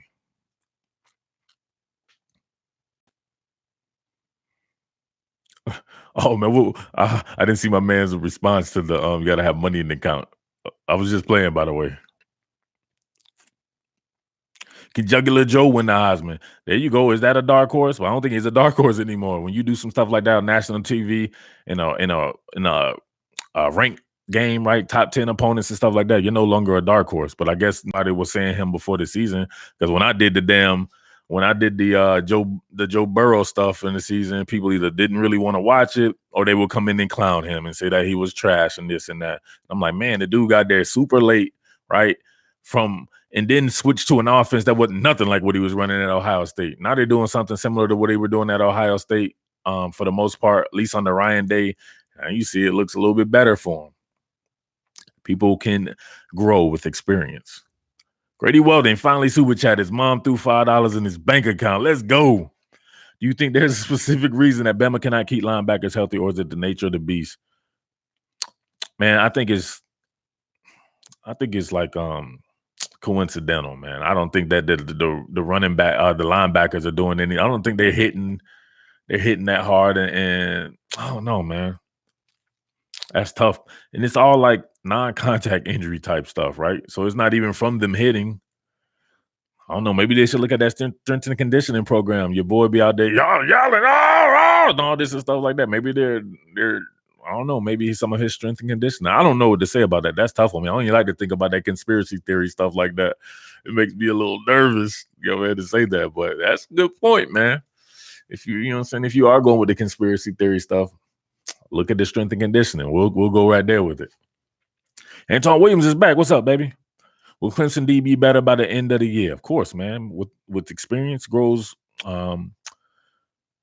I say just for the fact that we saw them do something different, right, against Texas A&M, and Texas A&M didn't even score. Did they score? They finally scored, I think, at the end. It was a ceremonial score or whatever like that. But it just showed you the capabilities of that defense. So are there soft spots there? I think the second level, the linebackers, and yeah, that's about it, man. Clemson's lit, baby. Clemson has a good organic pass rush because it has Xavier Thomas there. Maybe somebody opposite Xavier Thomas on the other end needs to step up. Justin Foster, I need to see a little bit more from him, but it's just 2 games. KJ Henry, I want to see these guys live up. I know Xavier Thomas, Sackman X, I know what he's going to do, right? He's going to be always on it. But maybe Tyler Williams and Tyler Davis and those guys in the interior can really collapse the pocket and stuff. I don't know. I don't really see too much of a deficiency besides the second level with Clemson's defense, to be honest. Maybe some depth at certain spots, like at corner and stuff like that, having to get Goodrich out there. Man, but then we ain't even see Andrew Booth. Think about that. They still got Andrew Booth to work with. So it goes to show you that college football, even for a guy like Andrew Booth, who I saw play countless times here in person, who's an absolute animal, it's just different, man, when you're in college. So he was a guy that a lot of his impact was on the offensive side of the ball and through punt returns and through splash plays like that. Planning Coach Venable's defense and being a true cornerback or whatever it is there. I think he is an outside corner. I think he may be a field corner, I want to say. It just goes to show you, even a guy that talented or whatever like that, not necessarily make an impact right away like a Derek Stingley. So it takes other people different times than some others. At Josh Howard, what's all this? I'm going top billing. All right, Josh, I got you, bro. You should have super chatted you leaving, but I got you, Josh. I appreciate it, man. He's a good Clemson guy. Do you think Georgia will have a breakout wide receiver, Pickens, Landers, and Robertson? I think they're all. See, I forgot about Demetrius Robinson. Run him out from his slot position against LSU. LSU was struggling to cover up the middle. I know Clemson has struggled up at times. That's a game changer. He's the fastest guy on the field, no matter who you have on the field. Even a guy like Derek Stingley, he may be Derek and Stingley's equal as far as speed. So imagine that. And he's looking like the goods, right? And they're moving him all around as far as having them widen the defense and then having them go vert. See, y'all got to be throwing them guys out. I was thinking about Landers, who to start or whatever like that. You got to start Demetrius Robertson. Please live stream Saturday night. Come on, man, you tripping, bro? I gotta get in. I'm on that film, baby. What's popping Saturday night? Who's playing? Why would I need the live stream? Who fastest player in college football? Man, somebody who can pick them up and put them down. Man, I would go with the Demetrius Robertson kid from Georgia. Maybe even Henry Ruggs. That's a good one. Guys, throw some names out there, man. Y'all be having me. Oh yeah, there you go. The guy from Auburn's the fastest guy in college football, and it's timed. Anthony Schwartz is the fastest guy in college football. He's a real life Olympic hopeful. Henry Ruggs can't mess with Anthony Schwartz. Matt Boiling. Oh, how do you say his name? Yeah, he's not the fastest guy in college football.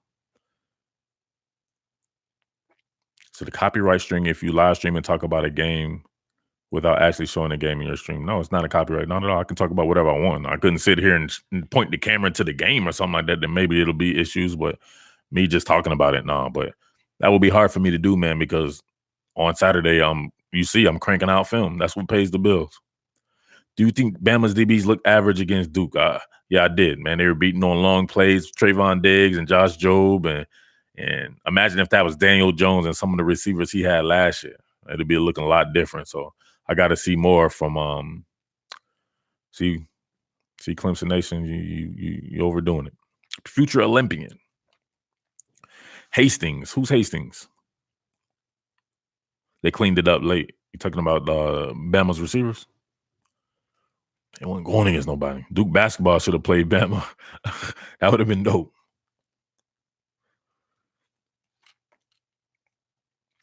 Get a little bit of water here.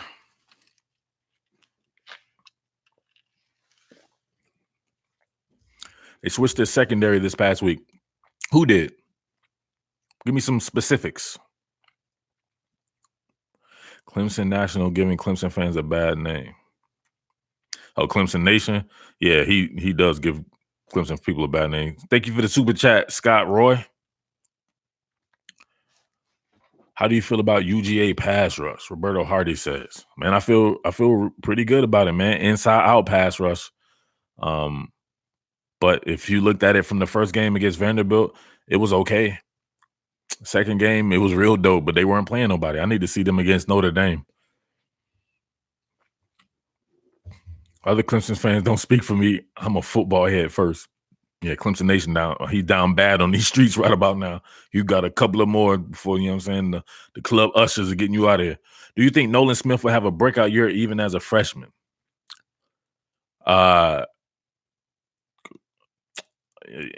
Man, yeah, for sure. I think you have a very solid year. I think a breakout year, though, maybe next year is a super breakout year because I'm not sure if he's going to do more than some of the guys that he's with. Is he going to do more than Azeez Ojulari for just to be a breakout year? I guess that he has a bigger name, so then it would look like that. But I think it should be pretty good. But I don't know, man. I got to see Nolan against somebody, man. He didn't really do as well against Vanderbilt, but then he played the team on Saturday and looked very good. So the cream will rise to the top, man. Not to be cliche about it, but let me see Nolan against Notre Dame's offensive line. They usually have some very good offensive linemen, and then I can really judge it then.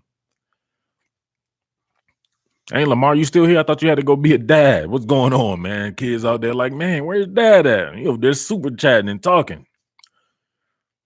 Not that I want you to leave them, but that's what you said. Azeez Ojulari is going to lead the Dogs in sacks this year. I definitely believe that. Jordan Davis maybe too. Nah, I don't think he'll lead the team in sacks. Chris Sloan said he feels like Nolan is going to have a breakout career. Yeah, he's going to be the truth, no doubt. Bama was experimenting against Duke. Diggs and Surtain are elite. What does that mean? How do you experiment with people who are playing in their natural position? That's where he always plays. Surtain at the nickel on sub packages, and then Josh Jobe comes in at the corner, and then of course Trayvon Diggs. They took Jobe out.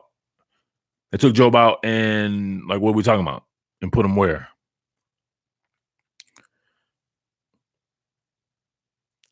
What would be more interesting to watch, Fromm versus Fields or Tua versus Jalen?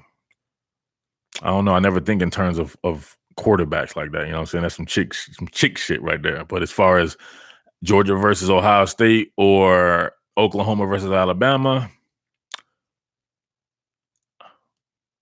I would say Oklahoma versus Alabama. That seems like the Fromm Fields thing was forced. The Tua Jalen thing was real. One that already had success. Though Justin Fields has never done anything in college. Still hasn't. He hasn't played anybody.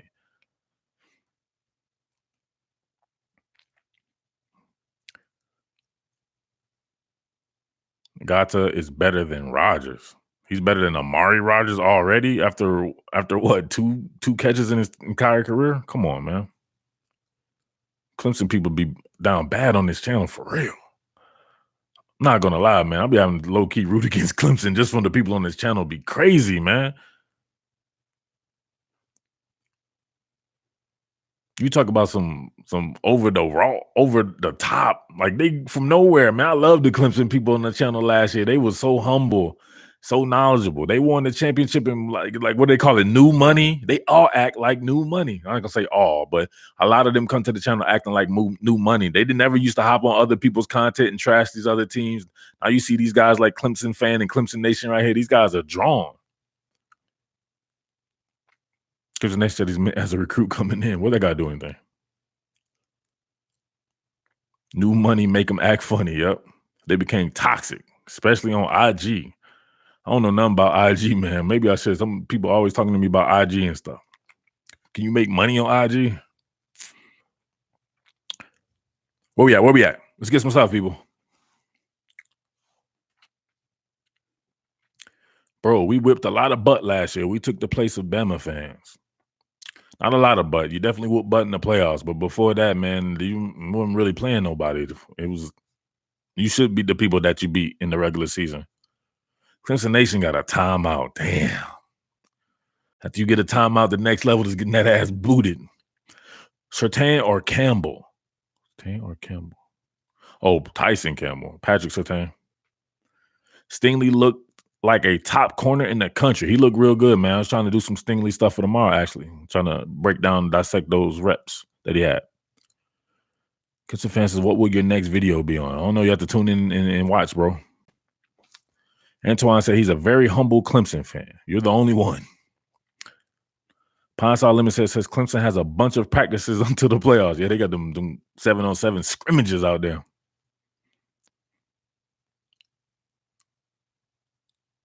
Acting like they're a dynasty already. They've got 2 championships in 3 years. They need to get more, but yeah, they don't have to act like that, though. It's crazy. Murph says Wisconsin. Wisconsin. I don't know nothing about Wisconsin, bro. I don't know if they're in the playoffs. I don't think so. I could turn this camera off, go grab something, and be wearing something. It's just clothes, bro. Y'all do this each time too. Y'all don't watch. We're gonna go through this live stream. I want y'all to go take a picture on the different teams and stuff I wear. And each time people be asking me about these teams and stuff like that, but they don't get the picture. What's wrong with Trevor Lawrence though? Man.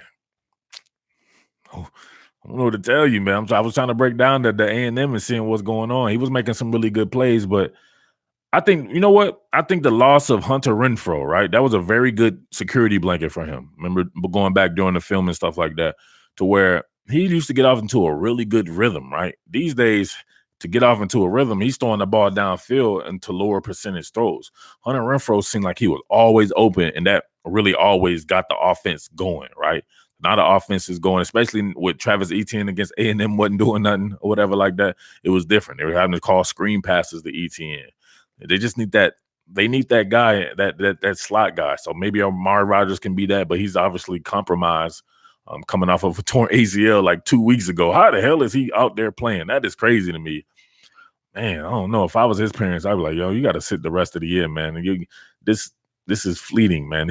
You only got one of specialized set of moments for this to work out for you, man. If you tear your ACL again coming back too soon like that, it could be your career. So I don't know. That's tough on me, but he needs that inside presence, right?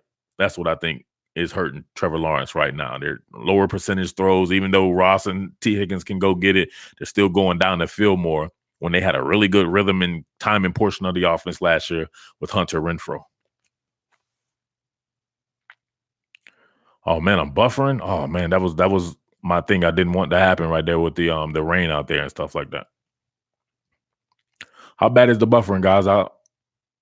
Can Amari be that slide guy? Yeah, I think he can. Am I buffering on this dude's internet or is it to everybody? Let me know. Edward Grant says, nah, you good. No buffering at all for me. Marco said it only buffered once. No buffering over here. You good. No buffering. Dude, you got to get off that charter internet. Not buffering here at all. That charter internet, man, it'll ruin the best of men. His bad internet.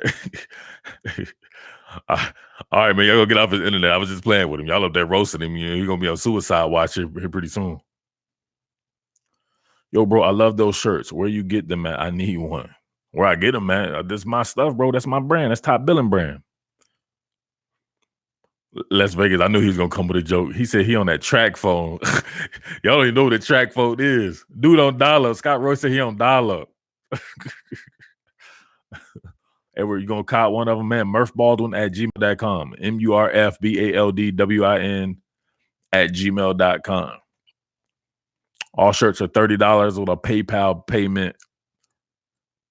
And then friends and family option, and just put that bad boy and link it your size and your address in the description. Bro, on that Nextel chirp. Bro, you on that Nextel chirp talking about I'm buffering? Got me out here down bad. I was about to close down shop.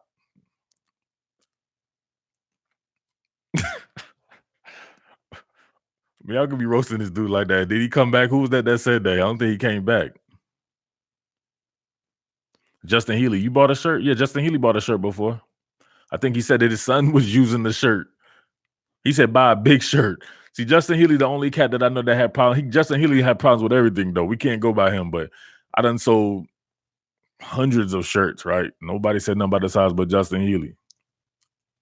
Justin said he bought 3 shirts for real. And they all were, you messed up, bro. Anybody that bought shirts out there, put it up there and let me know how did your size turn out. Was it what you were expecting? Ken Jose, you got that Tennessee Volunteer internet. Dang. Because the fan said, dang, Justin, you rich. Oh, man, he ain't rich, baby. He just working. You know what I'm saying? We out there working, baby. You can afford some stuff that you like. You know what I mean? Some of y'all guys be out there buying. Y'all be out on 17th Street buying some loving at nighttime on Friday nights. But you can't, you know what I'm saying, buy a shirt for the football team you like. Go a week without some 17th Street loving behind that alley. Marco want to know where 17th Street at. Downtown Atlanta. I don't know if that exists, but I'm pretty sure it's some loving going on there. Here we go again. Carson Beck. I want to talk about guys. I don't care. I want to talk about guys now. Let me know.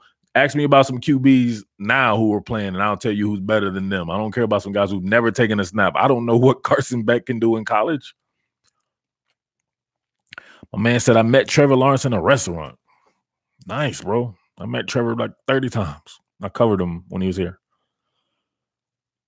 Local business got to thrive. 17th Street loving. We need to create that.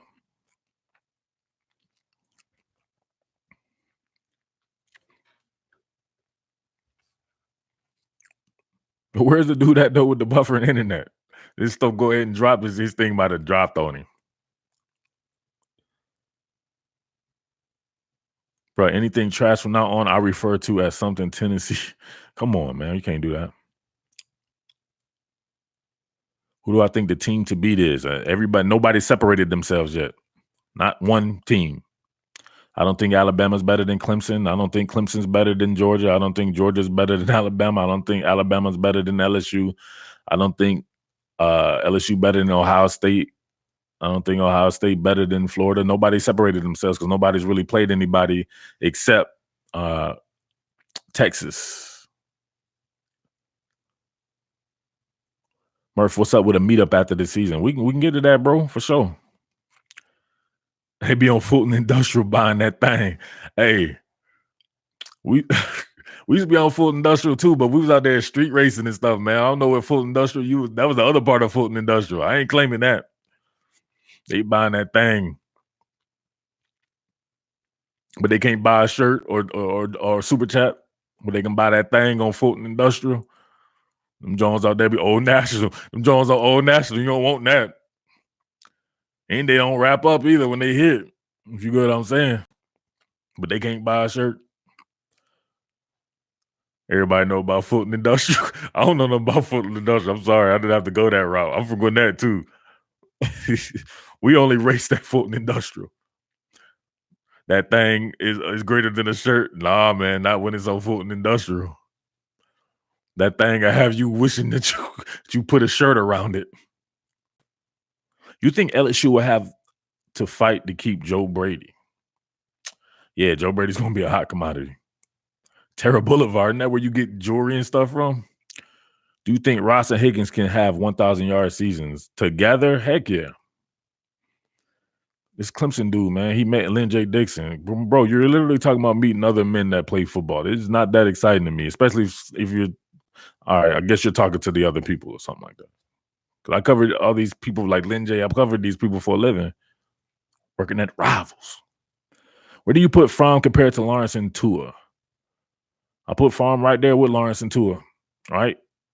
Trevor Lawrence, from a talent standpoint, is more talented than Tua and Fromm. But from a playing standpoint, man, they all can do what they all can do. I think they all can flip each other's thing. I think if you put Fromm on Clemson, I still think Clemson the truth. Tua on Clemson, I still think Clemson the truth. Put Fromm on Alabama like he was originally going, I think Alabama's still the truth. These guys are all the elite of the elite. Jonesboro. What's popping in Jonesboro? We're going to start. Come on, man. We're going out the rails again. Where's the top places everybody's getting that thing instead of a shirt at? After Saturday, I'll take Joe Burrow over Tua or any of them. That's one team, bro. It's Texas. You got to relax. You got to relax. Like my man Noriega said, you got to relax. Then Texas had no cornerbacks. But Joe Burrow played Alabama, something might look different. Notre Dame overhyped. I don't think Notre Dame's hype. Notre Dame not really getting that hype right now. I'm scared of that. They like laying in the weeds. Somebody needs to really like nobody watched that Notre Dame game. I don't know. Clemson says Notre Dame garbage. Clemson Nation coming here. He's super fan. I like Swift and Holyfield, but I like Michelle, but Swift and Holyfield is good. I don't understand that statement. Somebody read that for me. I like Swift and Holyfield, but I like Michelle. But Swift and Holyfield is, yeah. I can't even clean that one up for you, boy. Clemson fan says Notre Dame is not bad. I'll be killing that. People be killing me with that. People be trashing the team before they play them. Then when you beat them, it's like, well, you said they were trash. I was always the type of we was playing, and I'll be trying to big up the other team. I'll be like, man, them mom jumpers is the truth. Then we beat a team that was the truth. Rankings are whack. Yeah, rankings are whack because we've only played 2 weeks of football. You can't rank a team in the offseason. You don't know we don't know what, did we know what Keaton Slovis could do at USC, or did we know what this player, this offensive lineman can do over here and this and that? You know what I'm saying? That's where bodies of work are important.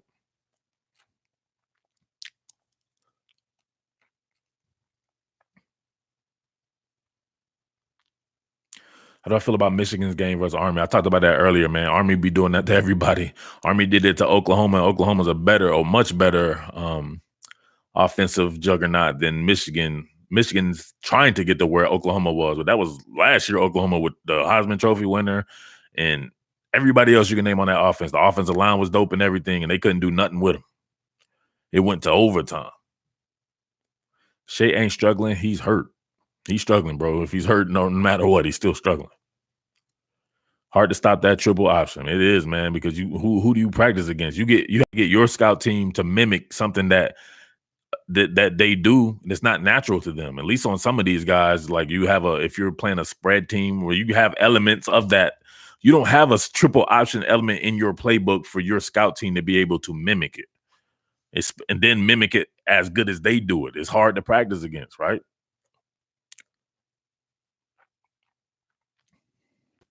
Got to stay disciplined playing Army, but it's easier said than done. Your gap integrity, your gap sentence, you need to be on that bad boy really good.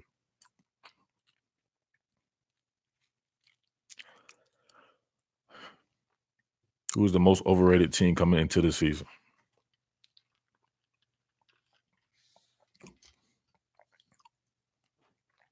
Unless you throttled the triple option. From who? Georgia Southern? Come on, man. Georgia Southern be switching back and forth. They're not like Army. They're not even remotely close to Army. You need to play Notre Dame or you need to play Army or Navy if you really playing the triple option. Georgia Southern don't come. Will FSU turn it around? That's a game that I was thinking about. FSU go and beat Virginia at Virginia, then you know what I'm saying? We back like, okay. But man, it could get real bad if they can't beat Virginia.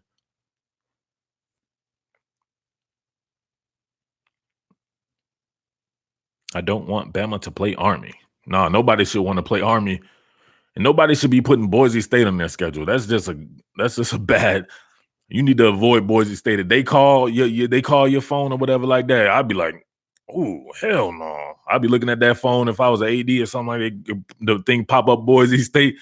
I'd be like, man, I ain't get like May said back in the day. I'm like, yo, I ain't get the beep. I missed the call. Don't not schedule Boise State. It's a lose-lose. Schedule Citadel, Army, Navy, Air Force, 2009, Georgia Tech, 2012, Georgia Southern. You'll get practice. Citadel can't do it like them big boys, though. You sipping real easy on some water, Murph. Justin Healy always got some weird. Justin Healy's weird. I can't even front. I love Justin Healy, but that moment jumping is weird. Like he permanently gone off that woody. If Florida O-line picks it up, how do you think they stack up against the best teams? Matt Jones is the real Matt Jones, like the running back that played there. Come on, Matt Jones, you needed to hold on to that ball when you was there. Now, if Florida offensive line picks up or whatever like that, I think Florida's just as good as any other team because it's not a talent. You know what I'm saying? They got talent in key positions. When you can trot out a defensive front like they can trot out with the secondary to match it, right? They got to get some of the safety spots under control, especially when it comes to tackling and stuff like that.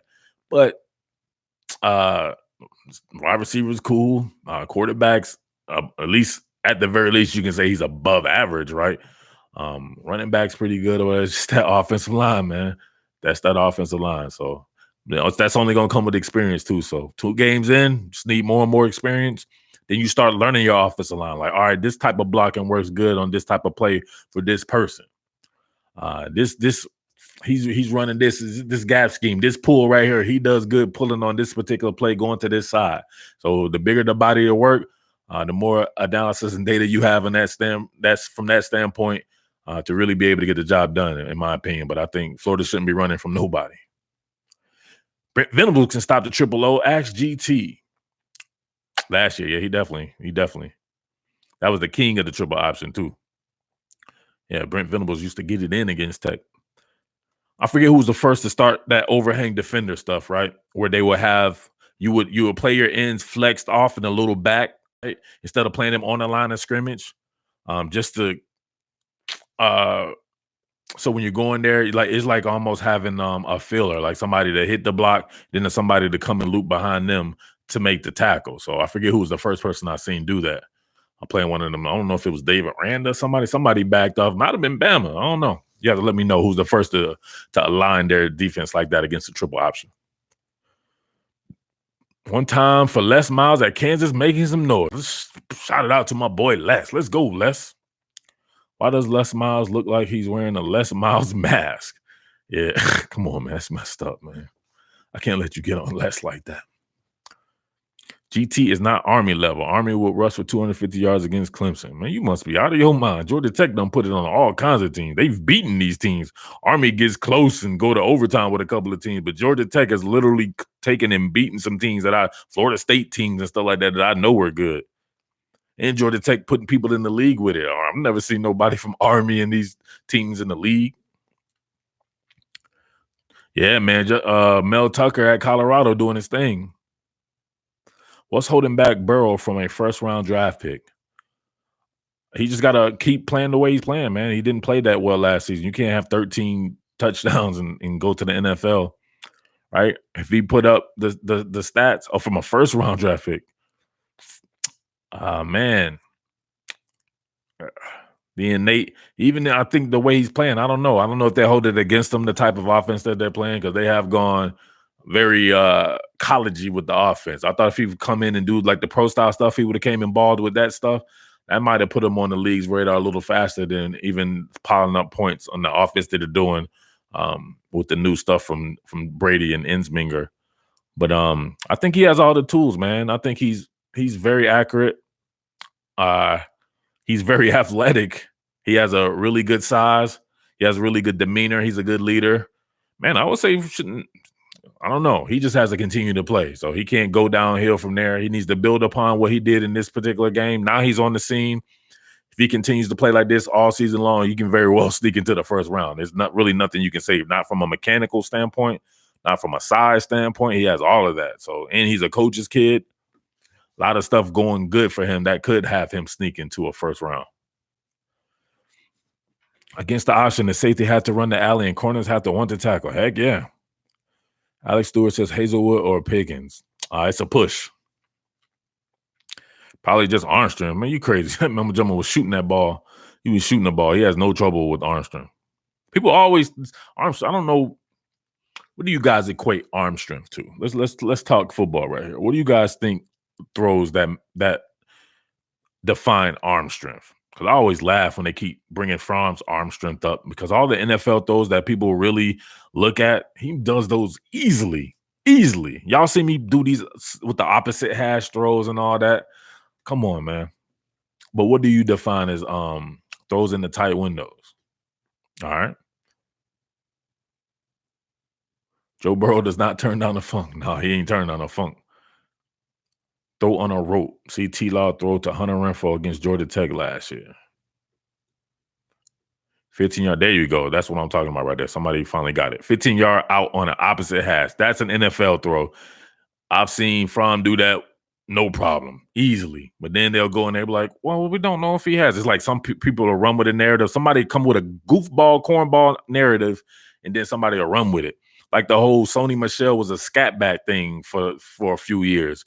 He scat back his damn way, scat back his way into the first round of the NFL draft. So who was he, a scat back? No. And I said that right away. I'm like, that's the dumbest thing I've ever heard. They use him in a manner where they throw him the ball and stuff like that, but he's clearly a powerful runner who can work between the tackles. That's Georgia's scheme.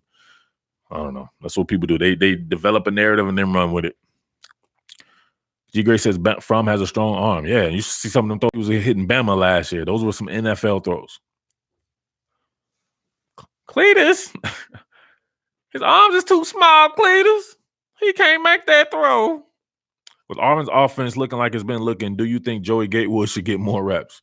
Dang, after 2 weeks, man, you already souring on Bo Nix? Y'all is crazy out here. Y'all down bad in these streets, man.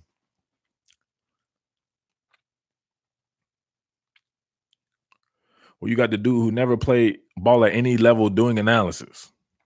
I don't know. Damn, who you getting on? Wisconsin running back Jonathan Taylor is leading the team, in my opinion. Wisconsin running back. What that mean? He's leading Wisconsin? He always, man. That's what they do. They're based upon the run. There are very few top schools whose starting QB doesn't have arm strength. Yeah, man. The Washington kid, Browning or whatever like that. So he was somebody whose arm strength was a little bit questionable, right? So you would see the kind of throws that they would have him do, and you can tell that they were kind of making up for like his lack of arm strength. Maybe the kid at Boise State. That's the coordinator for the Dallas Cowboys now. Clemson says, what I think of the Auburn QB, Bo Nix. Yeah, man, I like Bo Nix. I like his savviness, man. Just give him some time. Marcy Stevens says, it's not Bo Nix, it's Gus. Gus can't coach Nix as well as he can coach Gatewood. That's not a bad thought. Maybe it's a certain kind. You can tell that he clearly wants to coach a Bo Nix. He wants to be known for like the pocket pass and stuff. He probably seen what Lincoln Riley can do and probably thinking in his mind like, man, I can do that kind of stuff, but I'm known for like running quarterbacks and stuff. Bo Nix ain't ready for the Florida pass rush in the swamp. Not now. We'll see when is that game?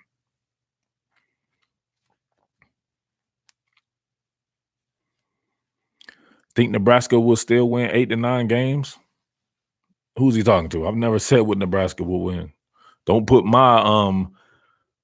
the media's analysis with mine. I never said that.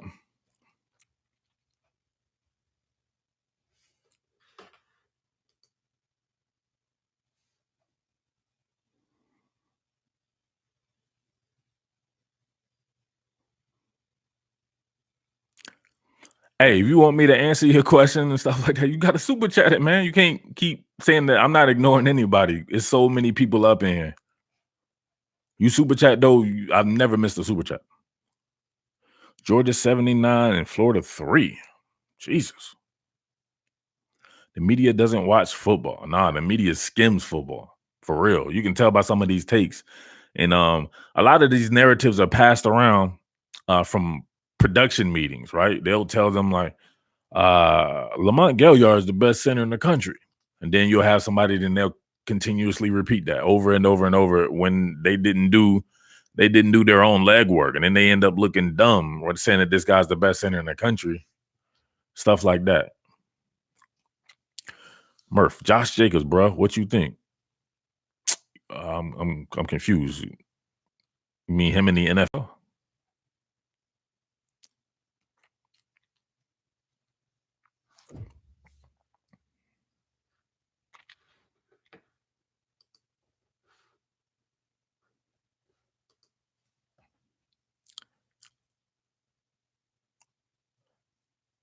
Sup, Murph? Sup, chat? Jacobs scored twice. Oh man, I didn't even see it.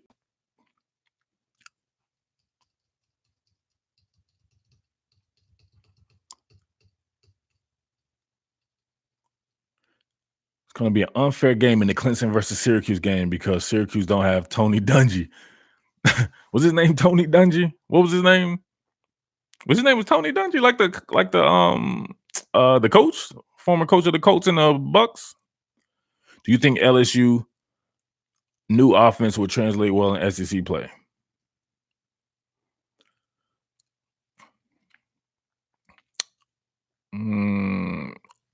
Yeah, I do. I don't see why I wouldn't. Eric Dungy, there you go. Yeah, Tony Dungy. I was like, what? Sydney's World says, what do I think about Tate Crowder? I'm scared to ask that because she coming in and talk about Tate Crowder. It's probably Tate Crowder's boyfriend or something like that. I mean, a girlfriend or mom or sister. I'm good with Tate Crowder. But you want to really know what I think? Go to patreon.com/committed to the G. Favorite NFL team? What does it matter? Let's talk football. Tony Dungy is the SNF analyst. Yeah, he's on Sunday Night Football. But he used to be the coach of the Colts. He was the first African-American to win the Super Bowl as a coach. Back shoulder throw from LSU QB was next level, though. Trayvon Walker, future first rounder, says VTW.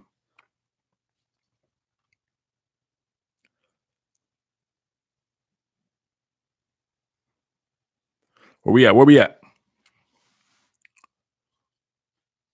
Best throw of the year after 2 games? Come on, Ross. Do your thing, bro.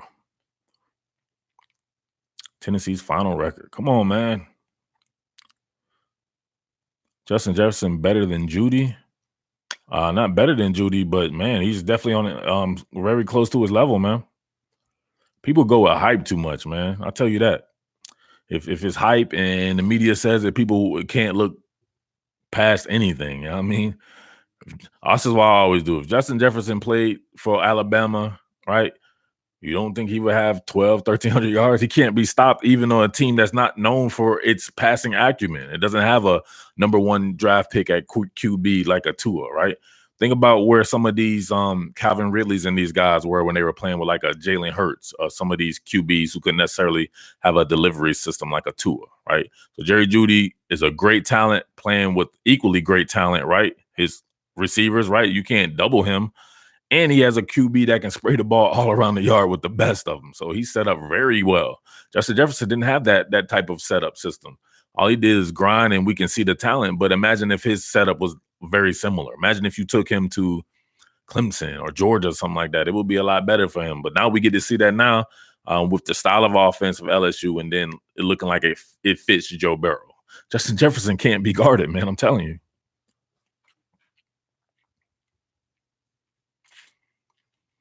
DJ says backtracking. What am I backtracking about?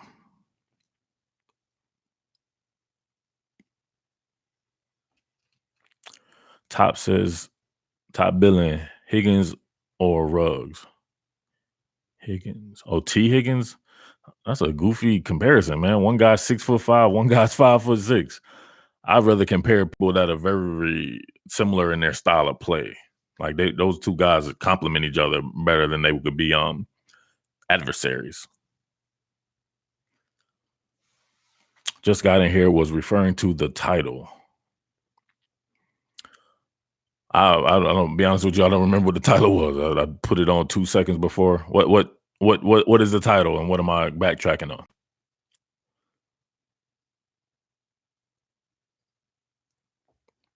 Chevron hand. I want to ask like people like you, like, were you browsing YouTube and like you just happened to see the that I was going live or something like that? You don't necessarily watch the channel?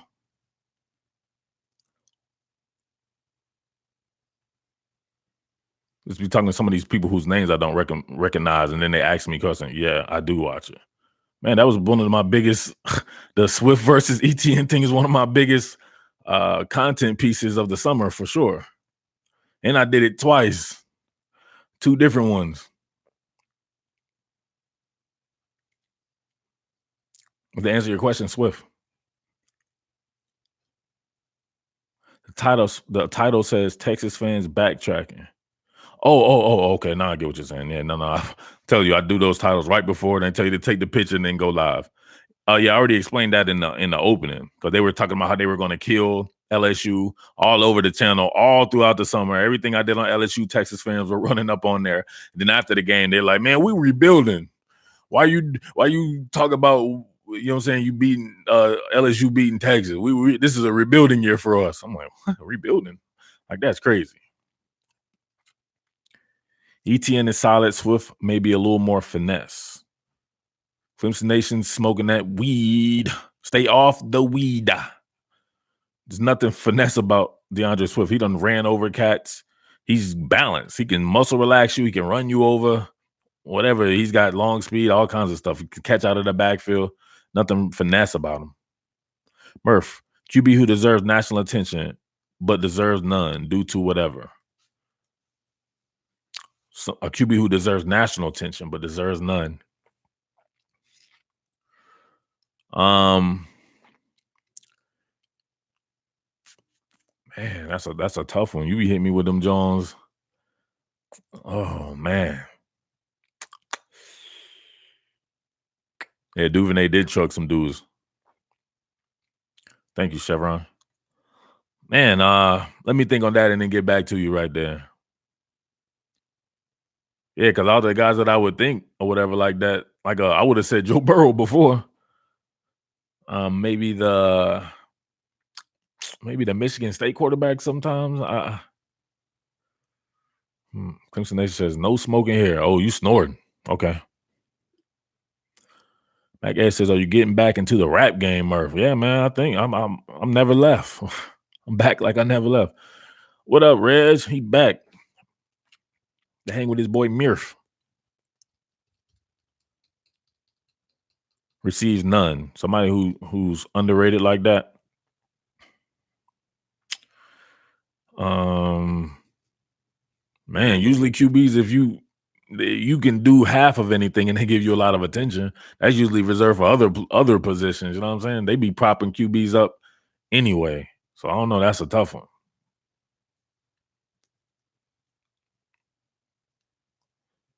Maryland QB. The fact that you call him Maryland QB lets you know why he's not getting that. You don't even know his name. Chris Sloan with the super chat. Sorry, I meant deserves attention but receives none. Yeah, Josh Jackson. So think about that. He was at Virginia Tech last year and he didn't get no attention because he didn't play well. So he left and went to Maryland. He's just 2 games in though. We'll see. Penn State QB is the answer. What's his name? Exactly. It's not the same QB as it's been. I bet you Lamar can't without Googling. Say it right now, Lamar, without Googling. Exactly. Can't do it. The Georgia State QB. Tennessee resents that. Says, why is this the first time he's not seeing the live videos and he subscribed? I don't know what to tell you, bro. I'm like 4 in. Lamar Stevenson said, no clue. Exactly. You guys got to know the names of the QB before you say that he needs to have national attention.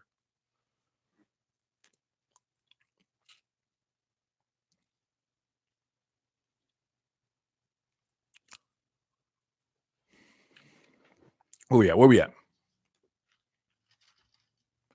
People slept on LSU all offseason other than Murph. I don't know how you can sleep on LSU, though. That's crazy to me. They're too talented. Like, if you know the NFL and you know the NFL draft's about, you know that there's a team out there that's going to be put a crazy amount of talent in the NFL, you know that they have a chance to be something. But yeah, you're right. Everybody was sleeping on LSU. But it's just 2 games, bro. We got to let it play out. At least another 3 or 4 games.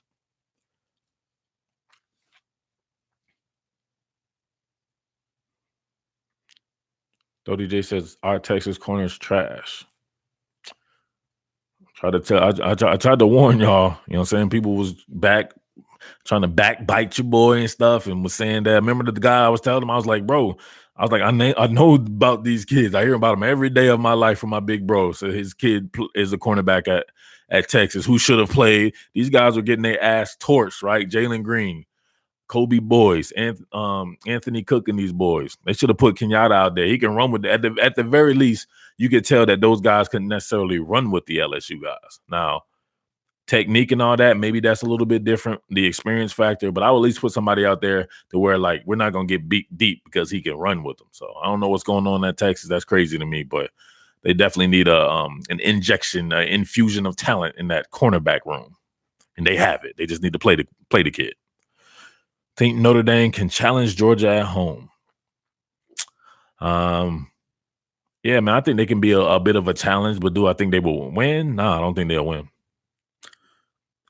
Pat says, sleeping on Notre Dame. I'm in a coma for Notre Dame. Can't take them seriously when they say they are beating Georgia by 20 plus because Georgia can't pass. Who said that? No, somebody from Notre Dame said that, or is it some goofy fan? Texas got worn out by LSU speedsters. Clemson fans are aggravating. Yeah, they are. You became irrelevant 4 years ago. Dang, that's messed up. Chevron said some goofy fan. Yeah, you'll never pay attention to some goofy fans, man. Ross said he went to Clemson and he agrees. They were relevant before 4 years ago. Right? They done had some really good man. Taj Boyd, he wasn't 4 years ago, was he? Or was he? Taj Boyd's teams they set the blueprint because those teams to me were good enough to win national championships. They just at the time were going against a buzzsaw in Florida State. It's funny how things change though. Clemson said, bro, we've been beasting for 10 plus years. I told you they've been beasting for a while. LSU wasn't super speedy, but the wide receivers are well-rounded. Man, you crazy. Jamar Chase can run. Justin Jefferson can run. This is coming from somebody with a super first-hand account with this, whose boy's son is right there. Right there. Even in the lead up to the game, I knew what the strategy was going to be and everything. And the thing that they were talking about is, could they run with those boys? That was coming out of that camp, that Texas camp. Could they run with those receivers?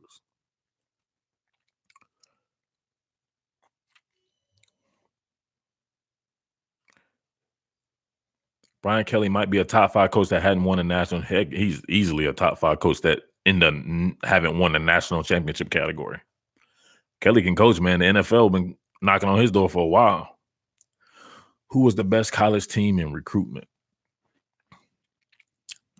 Let's talk about the players now. Talk about them now. Let's talk about the people on the field now. All right, what we got, man? Let's get on some topic stuff or something like that. Oh, I had one for y'all. No, we be clowning and tripping. I don't know if y'all wanted to save it for Friday or something like that, but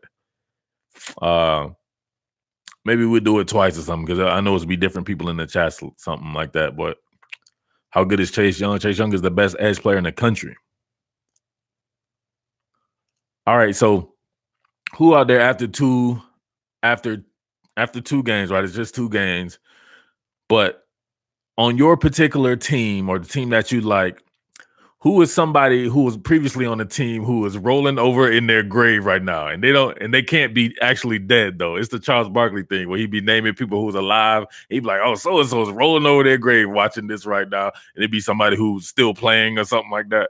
You know what I mean, so who's somebody that's making you mad right now on your team, and you're like, "Man, one of my old head cats or one of my people before so and so are rolling over in their grave." Like, give me one of them.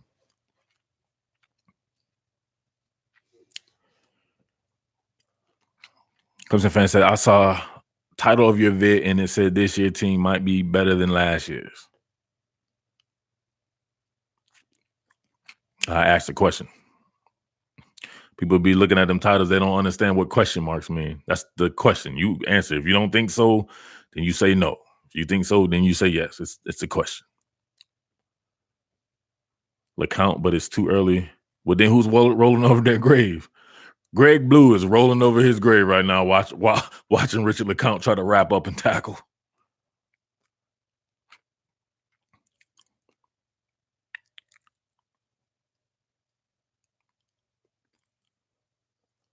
Todd Gurley, he's rolling over in his grave? For what?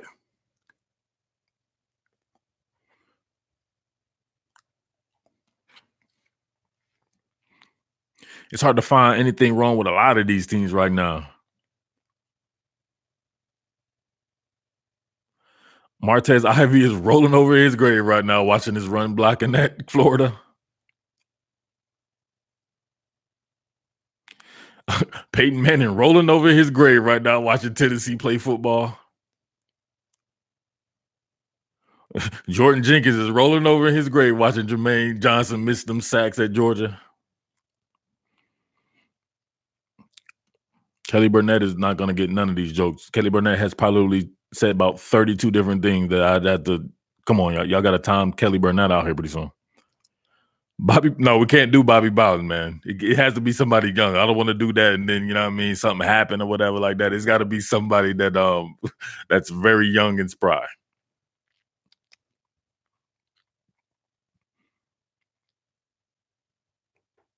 Justin, I told you he's weird.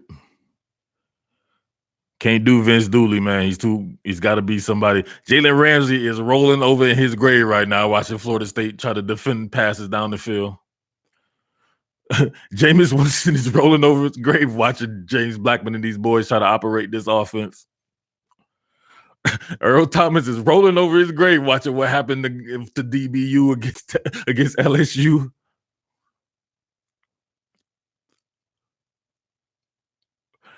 Jarvis Jones is rolling over his grave. I know one getting double-digit sacks. Hey, man, it's too early for that. You suppose somebody does get double-digit sacks. This Clemson fan person weird than a mama jumping, y'all. Gone off that woody. Anybody ever seen somebody who's going off that woody before? I mean, they smoked it out. All them brain cells just gone or whatever. They just be doing weird stuff. That's what I feel about Clemson fan right now. They talking about some weird stuff, man.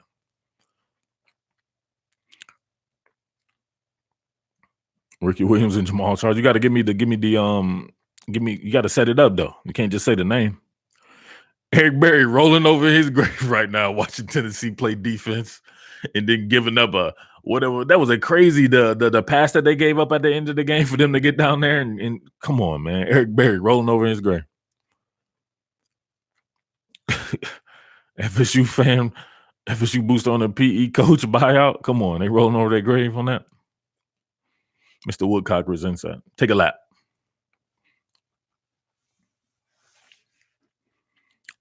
Come on, man. Y'all get better with some of these guys are killing it. Some of you guys got to get better with your setup.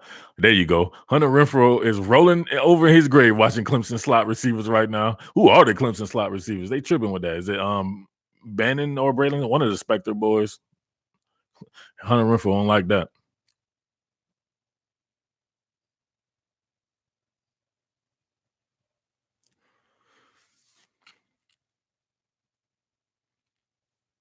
Oh, DeAndre Overton. Come on, man. I know Trevor Lawrence rolling over his grave thinking about having to throw the DeAndre Overton in the slot when he was doing it to Hunter Renfrow. Clemson Nation telling Clemson Nation's already bugged out and he's having problems with Clemson fan. Clemson fan going off that whoa.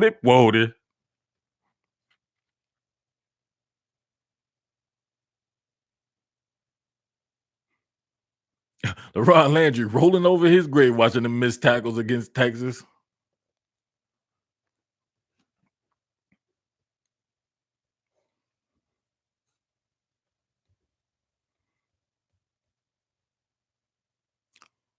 What's up, Red Gaming? Well, Patrick Peterson rolling over his grave watching them try to defend them passes against against Texas.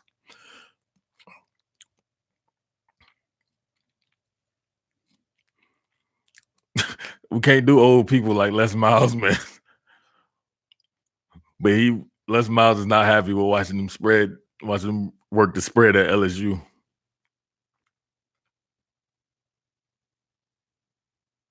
Josh Jacobs is rolling over his grave watching Najee Harris get run down.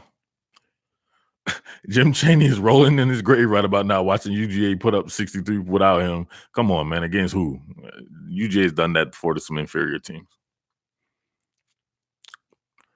What do you mean? I thought USC was doing good. I haven't watched USC, so I'm just going to have to go with it. Raymond Luger rolling over in his grave watching USC.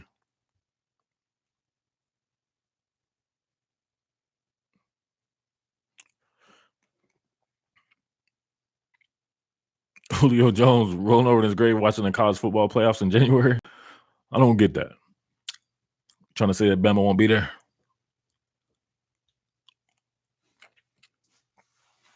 I knew G Grace was going to say something about that. Come on, y'all. Where's Las Vegas at? I know he got one.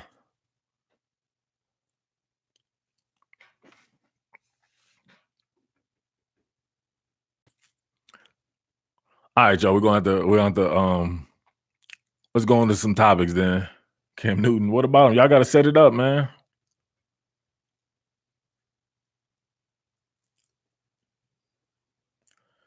All right, so what are some of the stuff we're looking for in week 3? What do some of your respective teams, what do you want to see from them as the competition ramps up that you think that could take the team to the next level? Let me know about stuff like that.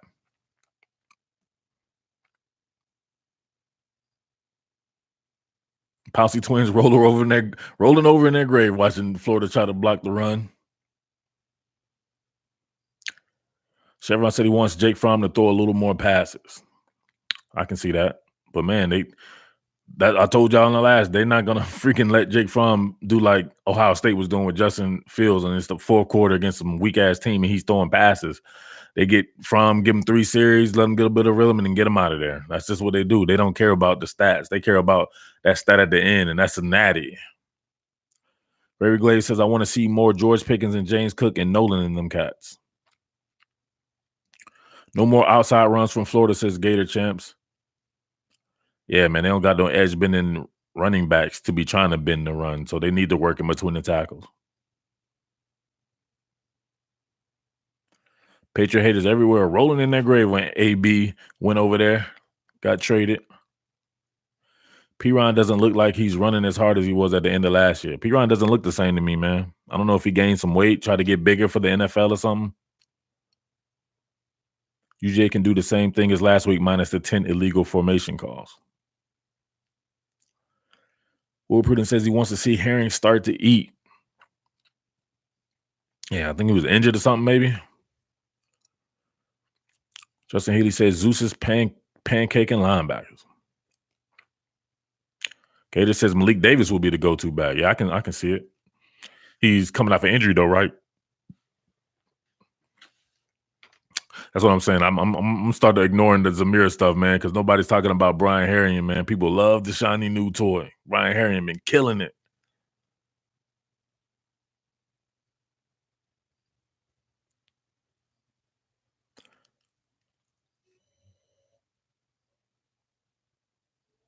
LSU needs to give John Emery more playing time. Yeah, man, I think that with that severe passing attack and them going to the pass, they needed that pass blocking. So Clyde Edwards-Helaire can pass block. We know that to be the case. Marcel Brooks off the edge. Chris Sloan wants to know what the question was again. What do you want to see your respective team do better in the coming weeks that would take them to the next level?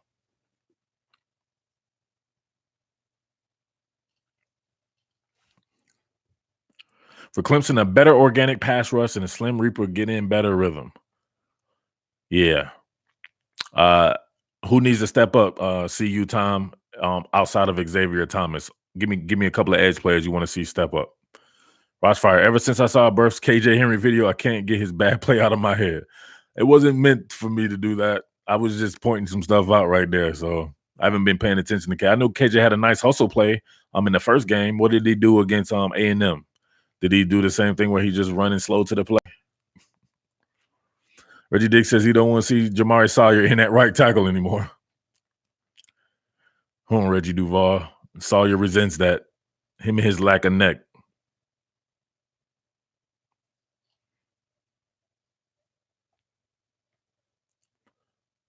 Amari in the slot. Yeah, no doubt. G Grace, what's going on? Murph, I will learn a lot about Bama O-line this weekend. South Carolina's respectable. Man, I'm concerned. Yeah, South Carolina got some boys on that Kinlaw and them boys. That's what South Carolina does. Now they have some really good talent there. Now, is it coached up good enough? I don't know. I think it's coached up on the defensive side of the ball. At least it should be. I don't know, man. I'm kind of disappointed in Will Muschamp. I thought he was the premier defensive mind in the country at one point in time. I think it's a good test. One of those tests where Alabama can be tested while still being able to defeat South Carolina soundly, but you get to go up in level of competition and have – is the game in let me know if the game's in Alabama or is it South Carolina, G. Grace? Steph got Clemson 47-21.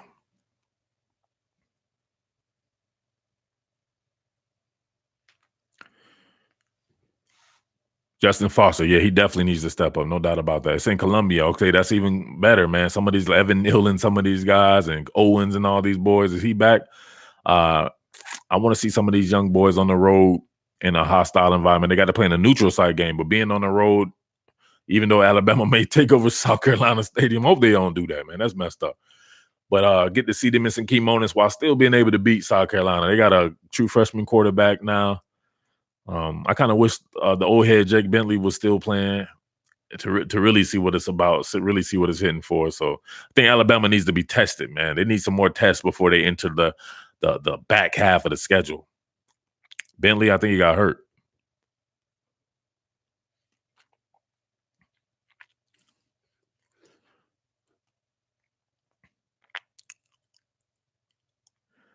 Let me see. LSU needs to get Stephon Sullivan some reps. Man, I forgot Stephon Sullivan was on the team. He definitely need to get some reps. Can't argue with the results, though, so maybe he don't. Bentley's good. Is he good as in his play? What are you talking, Reggie Duval? Because I know he's hurt, and they just starting Ryan Helinski started the last game. J.R. Reed is next level. Heck yeah, he's a really good player, man. Sound tackler. Yeah, Bentley toasted Clemson, but he couldn't do nothing against everybody else. I haven't watched Helinski yet either, Steph.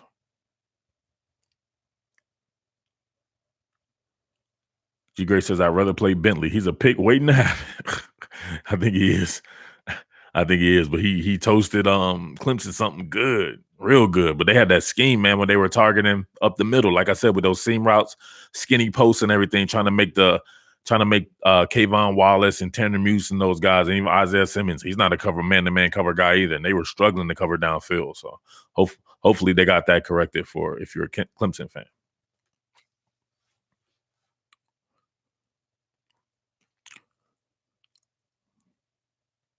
Do I think North Carolina is a good team or they played? Man, I wish I could say. I wish I can give you a good answer about having to have watched North Carolina with Sam Howell, but I have not watched them yet to really say that. But I might be leaning towards the latter of them just not beating anybody yet.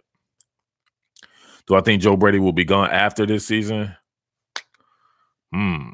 I wonder if they'll make him the sole offensive coordinator, because right now you can say that he's the passing game coordinator, but when they shot it up there and looked at the stands, Ensminger was clearly calling the plays as well. So maybe they make him the sole OC, let Ensminger do something else, and then he really gets that shine, and then he's gone after the next season if they do really well. But it's 2 games, man. We've seen people look good, and then the team go downhill, and then it's like, oh, that happened to somebody else recently. Carolina has a ton of alumni that created a pipeline to UNC. Dre Bly and the 7-on-7 in Carolina. Yeah, my kid from Clemson went there too. I can't wait to see him play next year. Kyler McMichael. Caldwell with a super chat. Let's get it. Gaddis and Harbaugh on the same page. Turner better at bits pickup, so Charbonnet don't have to be okay. I got you. Yeah, you're right. So Gaddis and Harbaugh struggling right now. Harbaugh didn't want to do this, man. You think Harbaugh want to sit up there and try to play a spread? Like this guy was in the Super Bowl playing a certain kind of way and had Stanford playing. He knows the line of scrimmage wins football. It's not necessarily about pushing the ball downfield and stuff like that, right? You can win a bunch of different ways. So he had no choice but to do this, in my opinion, I guess. So he definitely has to get on the same page with us. That's tough to watch, man. To be honest, that game was really tough to watch. But then again, it was Oklahoma, and it was Army, and then the Oklahoma game with Army was tough to watch as well. So maybe that'll be a blessing in disguise. But yeah, Christian Turner needs to step it up as well. Charbonnet out there balling though, man. As far as being able to consume that many snaps as a true freshman, 33 carries as a true freshman. His body, he looks. Man, I ain't gonna lie though. The whole time he was playing, I was thinking like, man, that could have been Steel Chambers, my boy. Damn, they wanted Steel before they wanted Zach Charbonnet, right? Still ended up falling in love with Ohio State. My man asked me who I think will win the Heisman after 2 weeks. I don't know, bro. Thank you for the super chat. I don't know. I wouldn't even want to throw something out there.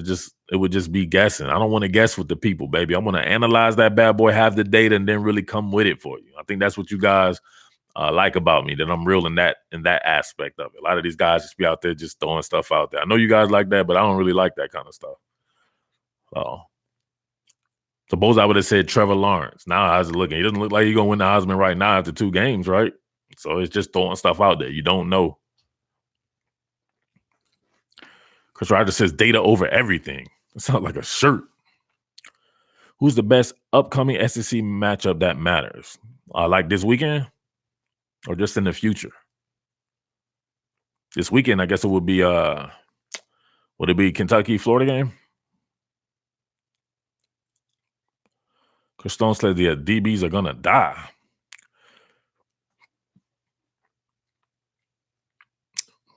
All right, no political stuff in here. People with political stuff get blocked. We're talking football. You've never, ever heard me say anything about any type of political stuff. I keep that stuff out of my sports analysis. Kenson fan, you going to try to find 85 different ways to ask me the same thing?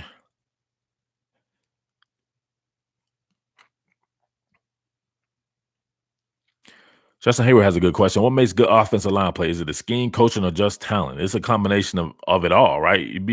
If you can't find the type of bodies or the type of talent or athleticism to fit a certain kind of scheme, it just doesn't work. I mean, when UGA first came and watching them trying to operate a lot of their power schemes with some of the linemen that they have left over from Mark Richt, which was a finesse scheme, more of a zone blocking scheme, despite the fact that it had Jim Chaney, who's tried and true with offensive lines, right? Jim Chaney, who was an offensive line coach in the NFL. Having Sam Pittman, who's regarded as one of the, if not the best offensive line coach, and then having a Coach Smart who is dedicated to power schemes and stuff like that. It just didn't work that first year. And that's with having Sony Michel and Nick Chubb and people like that. You have to have the type of lineman that fits your scheme. So Georgia went out and recruited that. Now you can see the running game looks as good as ever, right? When it looked as good as ever before with Ty Gurley and them, but they had certain type of linemen to play to play that type of style that they were playing then with the zone blocking. So if they wanted to go to a pure zone scheme with the linemen that they have right now at UGA, it probably wouldn't work out because those linemen are not particularly built to play that type of scheme. So I always say definitely recruit to your scheme and don't just stockpile talent. It's not going to work that way. You need guys who fit that. So somebody may be a lower rated player, but they fit your scheme or your program a little bit better because you have a certain way that you want to play. Thank you. That was a good question. I like those kind of questions. Now, Murph, what's your favorite team? You like Wisconsin? You a dog fan? Come on, man. What is the most important coach to have on the staff other than the head coach? The defensive line coach, right? Really notice a lot of teams that have really good defensive line coaches do very well. They do very well. The defensive line coach is extremely important, especially one that's versatile, that is able to teach how to gap and how to penetrate as well. Um, Being able to, especially if you have a multiple defense, I always look at a team and I look at the top teams. I'm like, man, who's the D line coach? It doesn't always work out that way. Maybe at Tennessee right now, it's not working out with Tracy Rocker, but he's definitely one of the best defensive line coaches in the business. So it's not just about that, but that's definitely one that I look towards. If we're just talking about assistants, of course, you would go with the OC and the DC, but just beyond surface stuff like that or easy stuff like that.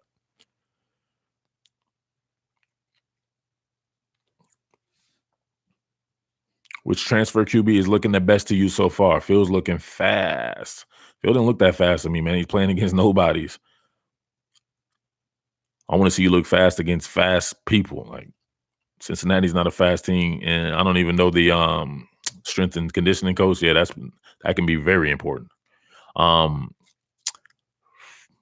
Phil's against Wisconsin. Yeah, I'm ready to see Phil's play teams like that. You know what I mean? I don't get anything from seeing who's the second team that they played. Oh, Cincinnati was. So who's the first team that they played? But the best transfer QB thus far is Joe Burrow.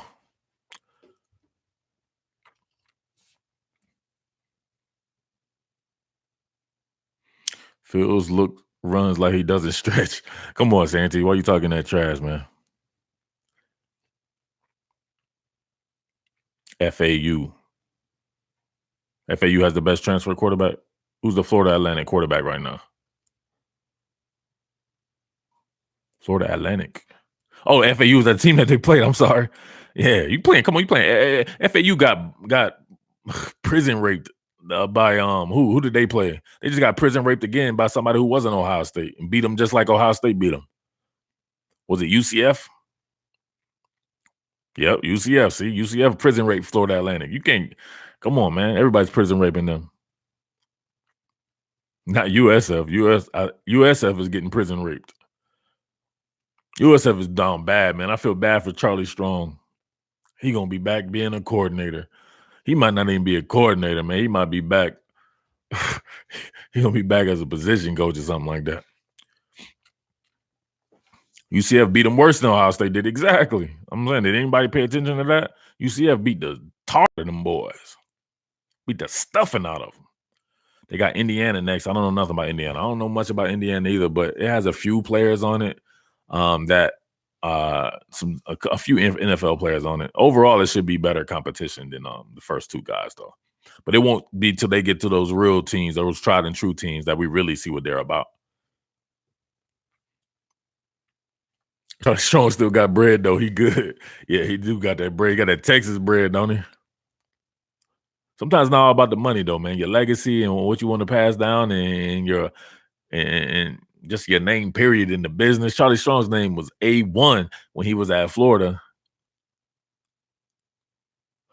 Murph, speaking of Charlie Strong, better to take a chance at a big school or be awesome at a small school? I would be awesome at a small school. Like they're giving these guys some decent jobs. You don't really see too many people go from the super small schools to a big time job. But let me see. Man, I don't know. Like to me, it's probably doper to be like a dope coordinator. They'll give some coordinators some big time jobs than they would give. It seems like coordinators get better jobs than some of these coaches at these smaller schools, if you really think about it. Chris Sloan, you done missed Cheney too many times, bro. I can't let you get on Cheney that many times, bro. This ain't a Cheney free for all out here. You going with Cheney's homie. I'm Cheney's homie. Too many Cheney mentions. More job security at a small school. That's dope. You see anybody that can trip Oklahoma up besides Texas? Man, I'm always looking at whatever Iowa State is doing. AJ, what up, man? People forget that FSU and Miami were considered small schools back in the day. Yeah, they were.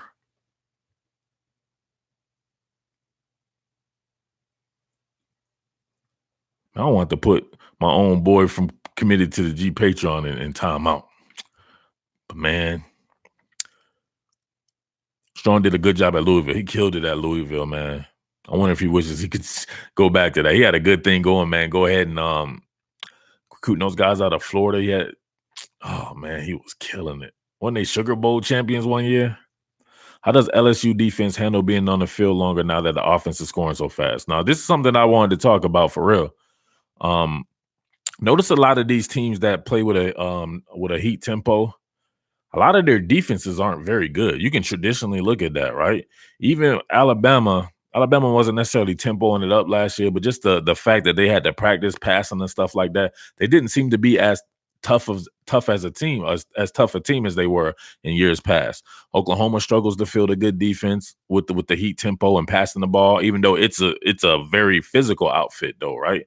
When you start adding up all those plays or you start scoring quick, man, that does a number on your defense. Remember I said, what? Offense is about rhythm. Defense is about hustle. You're on the field a lot and you can't hustle. You start getting tired, that defense wanes. Then you start not wanting to hit, right? You start not tackling correctly and stuff. Starts going downhill from there. So you guys will have to let me know about teams who operate with a heat tempo that could still play some good defense. There's very few out there, I guarantee you. Rotate more players. It's hard to rotate cats, man, if somebody's heat tempo on your ass. Clemson's D transitioned well when Chad Morris switched us to up tempo condition and good DC that helps. Clemson don't really play nobody, man. It's hard to really say. You talking about week in, week out, going against teams. Some of these teams aren't even that good, but they can bust your ass because they have like the number one defense in the country, like a Mississippi State. Nobody would care if you beat Mississippi State. They just care if you lose to them. But Mississippi State has the ability to be the number one defense in the country. You know what I'm saying? So it's just a little bit different right there. Think about all the LSU cramps, man. That's real, man. If you think about how hot it was and humid or whatever like that, and you're playing that many plays, them jumpers will be cramping up for real. But you know them kids don't be hydrating correctly, right? You can't hydrate the day of, right? This has something that you have to get into your body the entire week.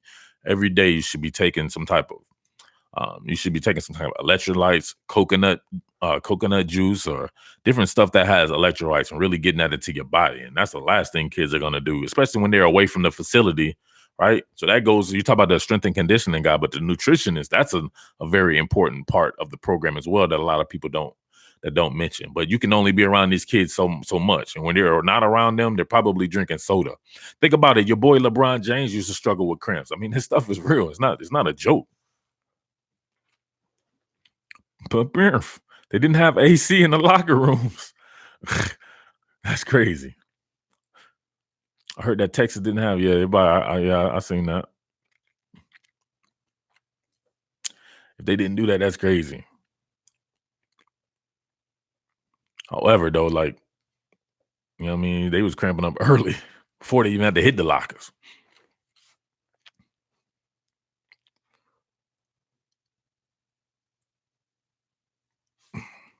Y'all see that? Go ahead and get that person up out of there.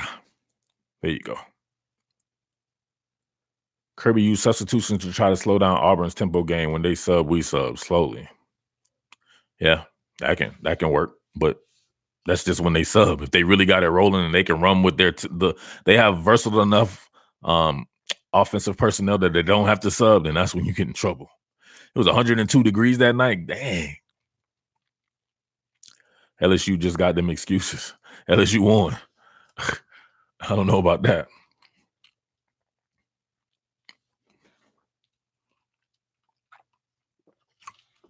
What round do I think Jalen Hurts will be drafted? I don't know, man. Let's let him finish out the season. You guys are acting like the season's over with. We don't know how good they'll be. If he play, I guess you're saying if he plays like he's playing right now, continues to play, I can see him being a second or third round draft pick. But then again, you know what I mean? I don't know if they'll start to question it. I'll be honest with you, it might depend on what Kyler Murray does. If he doesn't do that well, they're going to be like, I don't know about this. This may be schemed up really good.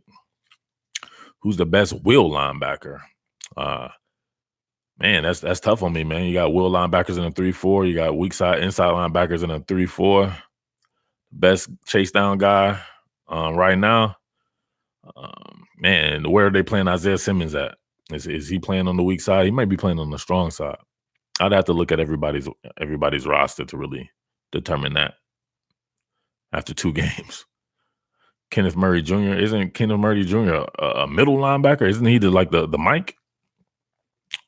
Isaiah Simmons or Sam? Yeah, he's a strong side linebacker. You guys, how about y'all guys just throw some guys out there?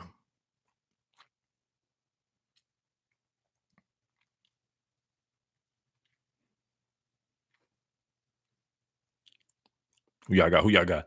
I know that boy Owen Papo in the future will be the best will linebacker. He's a quintessential will linebacker, and he gets to play in a 4-3, so he's a true weak side space player where he gets to chase down plays. And he has the speed and everything to do that. So it's good to see him assert himself in that Oregon game as a true freshman. He flashed real quick. People naming these 2020. I'm not even going to acknowledge people naming 2020 guys. People be on recruiting hard. I'm not a fan, but I would feel kind of funny style if I was always on recruiting. You know what I mean? It's funny. We was talking about no, I can't even say that. You guys have to catch me and Coach K's podcast if we never do it again.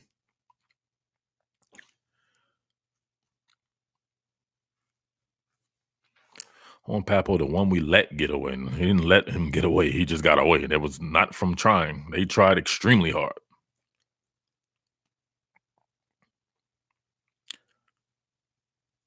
All right, Ponson, Lemon Scent.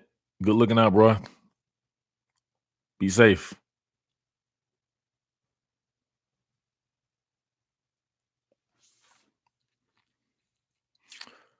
Thoughts on UGA stable or running back? Man, them be like the most generic questions ever. You know, I cover the team. You know, I done had to talk about these running backs 5 million times. I don't know what you want me to tell you. It's the best stable of running backs in the entire country. If you got the best running back to start, then you got a guy that nobody's even talking about in Brian Harrion, who looks like if he played at some other teams, he would be absolutely killing it. Nobody even cares about him.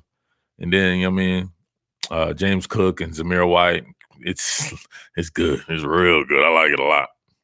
And the fact that the type of scheme that they're playing in, right? So I talked about that earlier, right? So Georgia normally attracts extra attention in the box because if Georgia can't run the ball, Georgia can't win. So I was looking at Travis Etienne. They were sneaking the guy late in the box. He had to play against Texas A&M that has some NFL players on his defense, and all of a sudden it looked a little bit different, right? Than Georgia Tech. Why is that? At Carson for hit Murph up on his PayPal. Hey, that's a good one. Murphballing at gmail.com, PayPal, if y'all wanted to do that.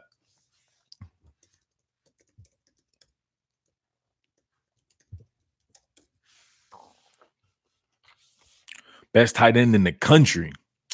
Who is the best tight end in the country?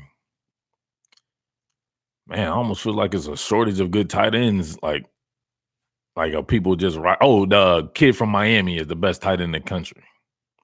Brevin Jordan. But then again, man, he doesn't. Well, he does with Dan Enos. Dan Enos, Dan Enos has him working in line and stuff. See, Enos is naturally a pro style guy, so I don't know what people thought they were going to get with Enos at Miami, but he's naturally a pro style guy. So you see a lot of 12 personnel. It's a lot of inline tight end action and everything. And I think Brevin's doing a good job. They had him out there single blocking against Jabari Zuniga and stuff like that. So he's having to be a tight end, but I think he may be the best tight end, at least I've seen thus far in 2 weeks. What you talking about, Santee?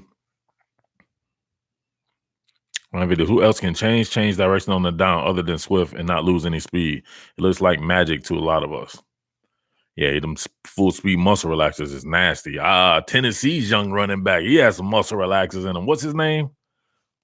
Is it Gray? What's his first name? Is it Eric Gray?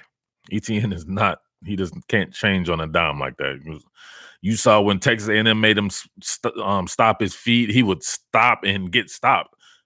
DeAndre Swift is literally just going to keep going. He'll hit one direction and keep going all in one motion. That's not Travis Etienne's game. Now, he can muscle relax you a little bit, but it's not even close to being like what Swift is. Etienne has a different way of operating. Kobe Dean. What about Kobe Dean? All right, G Grace, appreciate you. Thank you for the super chat earlier. Best channel, hands down. Let's go.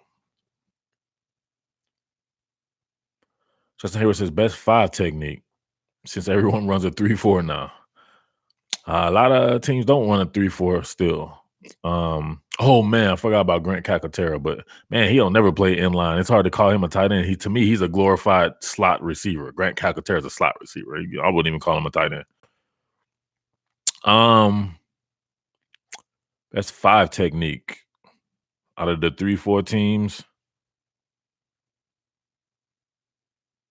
Man, I feel like I'm going to be missing somebody because the first thing I'm going to do is go for the traditional 3-4 teams. So I guess it would be whoever's the best on Bama or Georgia.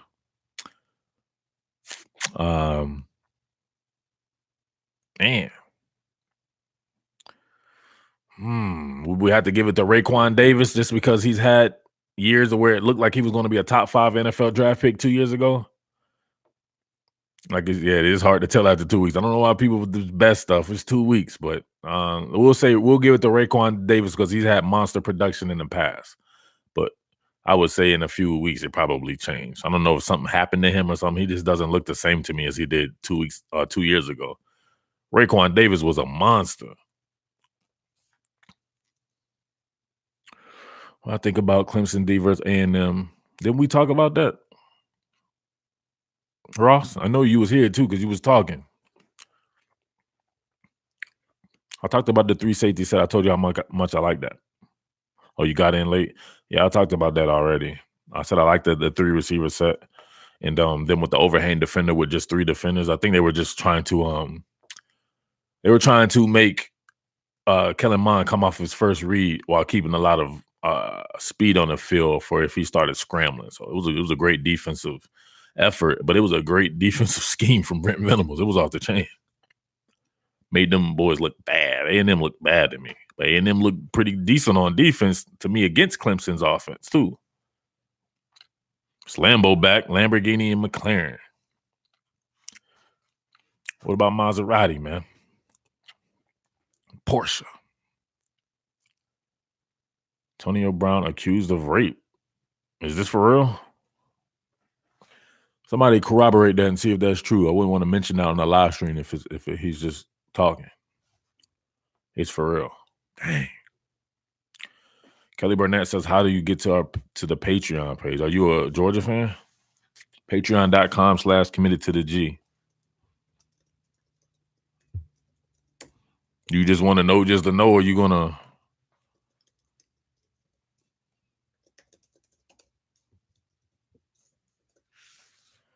There you go. Dang, Antonio Brown down bad in these streets, man. ATM's rush defense carried over from last season. It did, man. It really did. That was a good game plan. It was sneaking somebody late into the box. There's a few times though the late ad ended up kind of guessing wrong, and ETN was able to get loose a little bit, but nothing like we've seen against some of these weak ass teams that Wake Forest and Georgia Tech and stuff like that.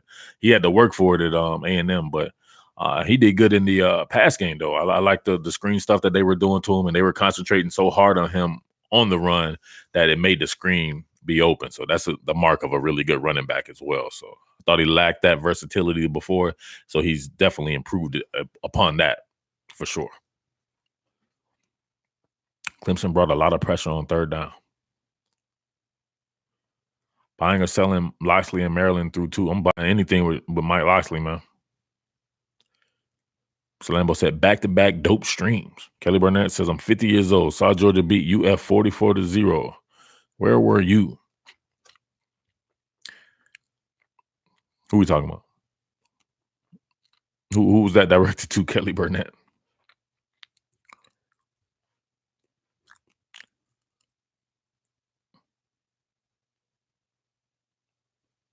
They tripping.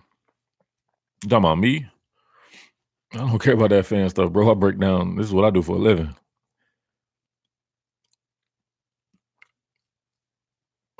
I'm extremely confused as to who Kelly Burnett is even talking to about this.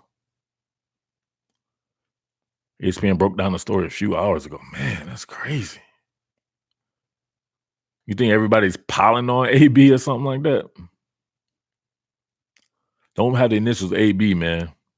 Adrian Broner and Tony and what's his name? Antonio Brown. Is he Antonio Brown? I don't even know his name. I call him AB so much.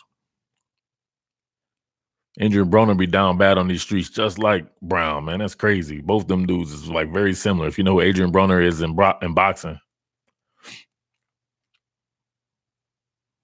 I see Storm's jumping out the window for somebody who doesn't know. Would you rank UGA secondary as one of the best in the country? One of the best in the country. I think talent wise with J.R. Reed, you got a J.R. Reed and Eric Stokes there, but I think there's two positions. We don't know it's the second cornerback. We don't know what it's going to be about against teams that can pass the ball. Right? Suppose you have a team like Alabama where you have 3 or 4 options. Who's going to step up in that second spot? Is Tyson Campbell going to be able to hold up? And is Richard LeCounte able to hold up where we need him to hold up from a schematic standpoint, from a football manner? We being like a football manner. Like, can he tackle? Can he wrap up? Can he take the proper angles? Like, this is stuff that needs to be answered from him that I think a lot of people kind of disregard. Beyond bouncing off the tackles and stuff like that, I think there's holes in his game beyond that as well. So it'll be hard for me to say that I wouldn't put him in the top 5. I'll put it that way. That front 7, though, definitely will put that in the top 5.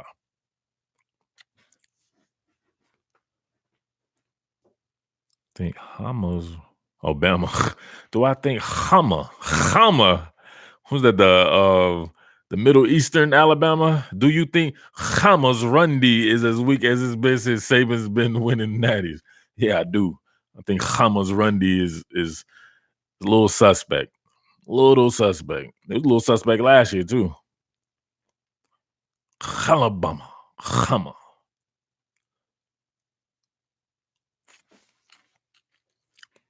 Mr. Lambo be keeping it locked.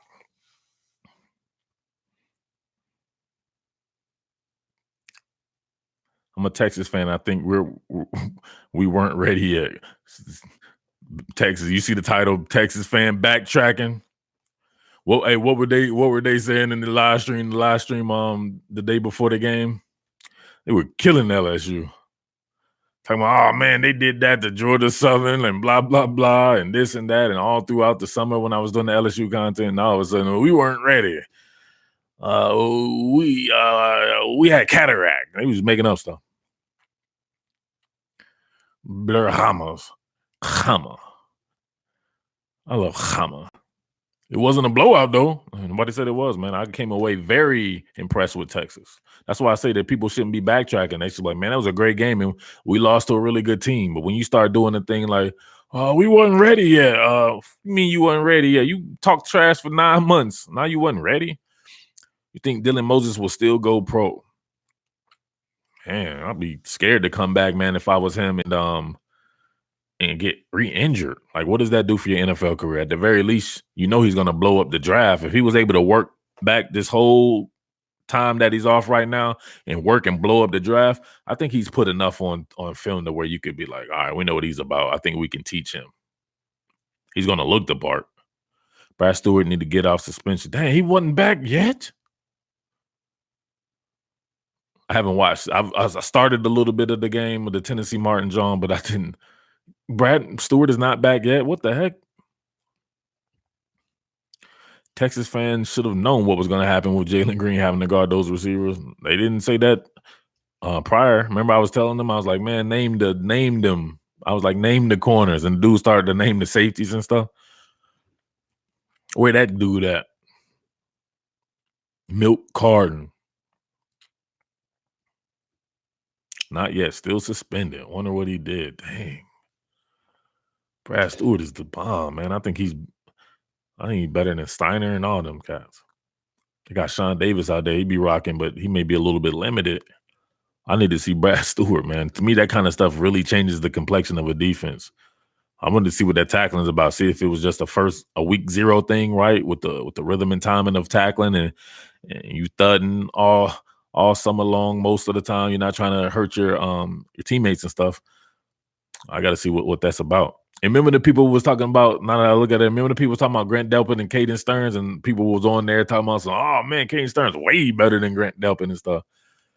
Caden Stearns was getting smoked out there. We saw his limitations. I saw that last year when he was playing some of the teams that could go deep. Caden Stearns is not a big time cover guy. Justin Jefferson got him on that last play when they scored to kind of put it away. He was man to man with Justin Jefferson when Justin Jefferson running that deep end, that dig. Eli Wolf, the biggest surprise contributor for UGO so far this season. Biggest surprise contributor. I thought he was pretty good at Tennessee. You know, it's not like he's getting 80 yards or anything like that. He's you know what I mean? I know that he will play. You don't let him transfer over to just sit him. So he was going to effectively either step into what Charlie Warner used to do, or he would be stepping into what Isaac Nada did. And it looked like it's the latter. So I guess you can say he's the biggest surprise. Maybe, man.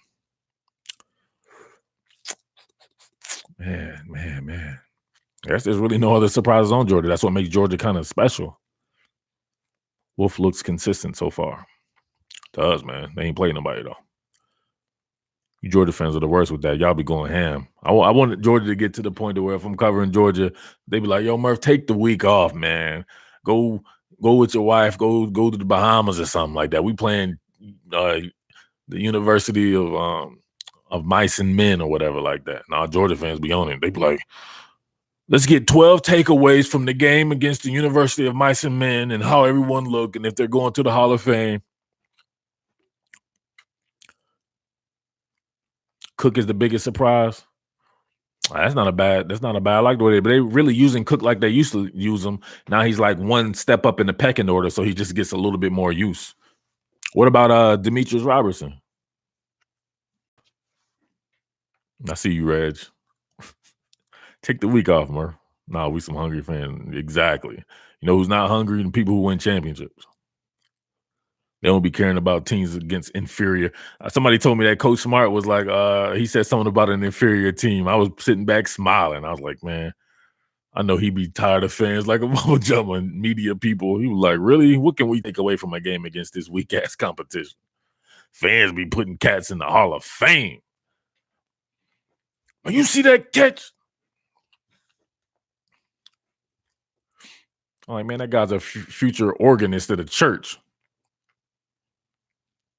AJ do be putting people in the Hall of Fame. And Reggie Duval. And everyone else in the chat. Kevin Lee, Aaron Holland, Las Vegas. My boy Russ Kingsbury. Kirby said Arkansas State is a really good team. Arkansas State has been a very pretty good team in the past. Chris Sloan definitely put people in the Hall of Fame. Or Chris Sloan will do the worst. He'll put somebody in the doghouse and they look like the Hall of Fame. Chris Sloan loves Russ. Somehow I knew that this was going to come eventually. I don't think Russ is watching because I know he wouldn't like that. Oh, yeah, AJ, you do put people in the Hall of Fame, but he did tell me that Coach Smart called them inferior like I did. Well, why would you don't have to? They are inferior. Y'all should have called them inferior, but y'all was up there like, man, we really put it on them boys. People ask me like, Murph, you think they're gonna beat Bama from what we did? I don't even know what the team was called.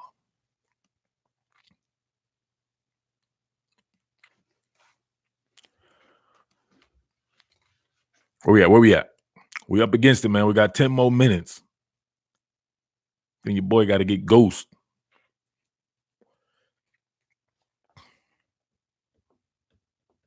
D-Rob. Demetrius Robertson, man. Murray State, yeah, they was playing against basketball. John Morant. John Morant was out there balling, though. He was doing his thing. He took a slant. John Morant took a slant to the house on Mark Webb. Do you believe that Mark Richter, you tripping today? Come on, Phils, you tripping. Hey, I don't want to say who this person is related to, but I think we all know. So I don't want to blow up your spot right there. You're going to have a bunch of people tweeting at you right here or commenting to you. Do you believe Mark Richt recruited players are the weakest part of the roster? Man, who's left from Mark Richt right about now? That would be seniors, right? That would only be seniors.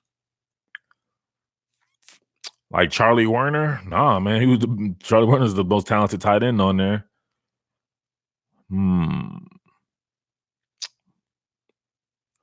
Only one left, Tay Crowder. Oh, dang. That's messed up. Ben Cleveland. Nah, see, Ben Cleveland, the truth. Charlie Werner has to be one too, right?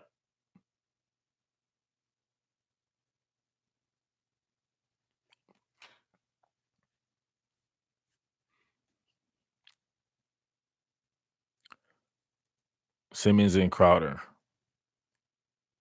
Simmons, thanks. I thought Simmons was with Coach Smart because remember he was originally a Bama. He was a Bama commit. He flipped at the end. He was going to Bama. Brian Harrion, come on, man. These are a lot of really good players. Rick's last recruits just left, didn't they? Nah, it couldn't have been if this is going to be Coach Smart's fourth year.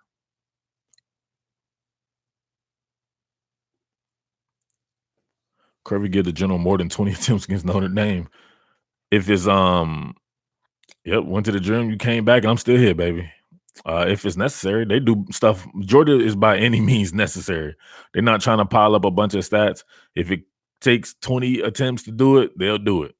If not, I don't know. But it may not need 20 attempts to beat Notre Dame. If Notre Dame soft up the middle, you just be giving him attempts just to give it to him. They'll be good with him with 15 attempts and 12, 13 of them completions and them with 200 yards, but they piled up 350 yards rushing. That's just how Georgia does it. Ben Cleveland. Oh, man. A lot of Rick's players are actually very good. And let's be honest here. The best players on the team the past couple of years were all Rick players, really, if you really think about it.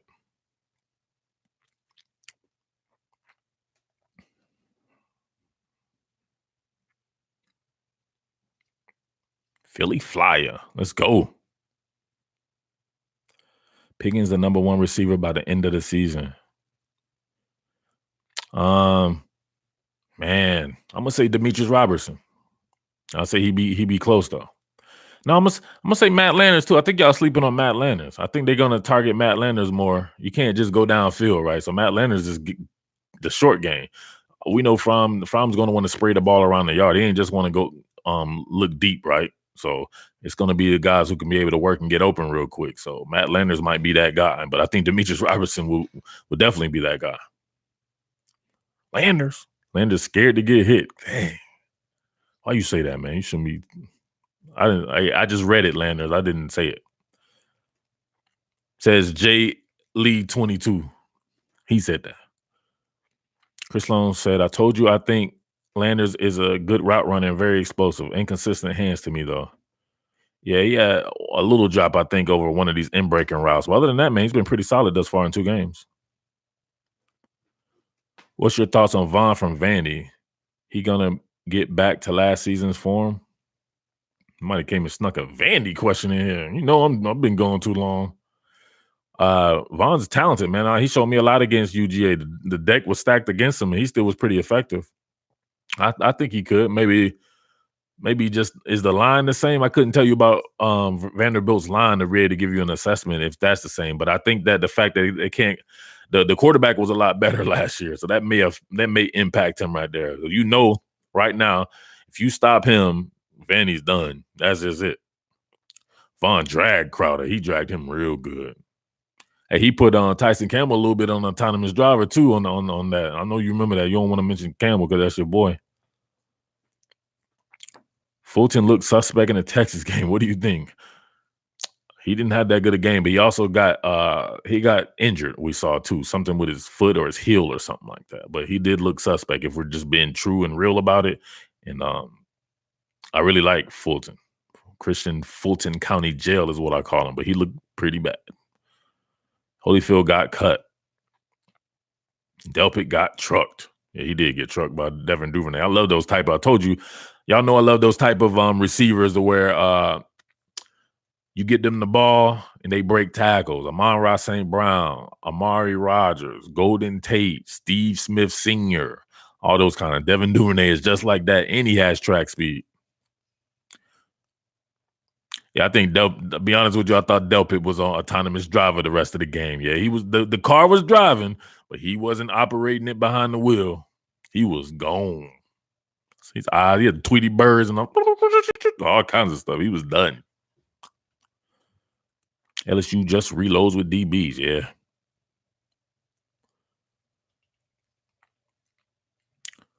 How do you say your name? Is it Quabna? Tell me how to say it phonetically. Because you came in the comment section last year, real hot, real hot. You almost got blocked. I'm not gonna lie. I left you unblocked though. Right. Okay. All right, Quabna. Uh, you running with that last name. You don't want to say who you're related to.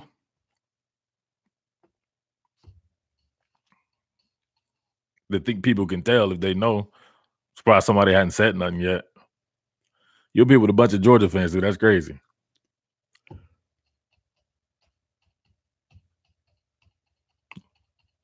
That's my cousin. Yep. Justin Fields' cousin. He told me that a long time ago when we was doing the Justin Fields stuff.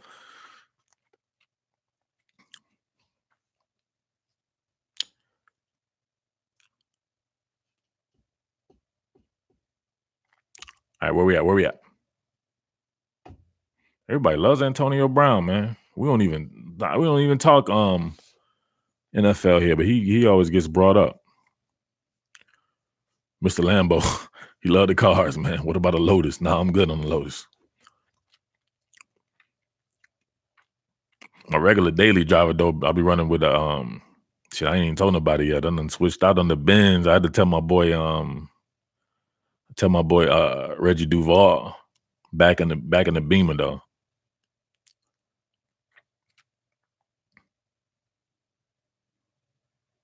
Mr. Lambo, love it, boy. You all over the car. Who you like, Mr. Lambo? I'll be watching a lot of car cats on YouTube. I love the London supercar scene. That's one of my favorite. I can spend a lot of time when I'm just trying not to watch any football. I'll do the like the supercars of London, the TGE TV, and those London guys. They be having some whips. I'm talking about 10 cars, $500,000 cars. I don't even know how they do that, man. They're financing. I don't even know how somebody would finance a car like it's like getting a house. It's crazy. My ass am I going to the game? Nah, man. This is what I do right here. You're looking at me at my job. If I'm not behind this computer and this microphone, breaking it down this film, then I'm wasting time.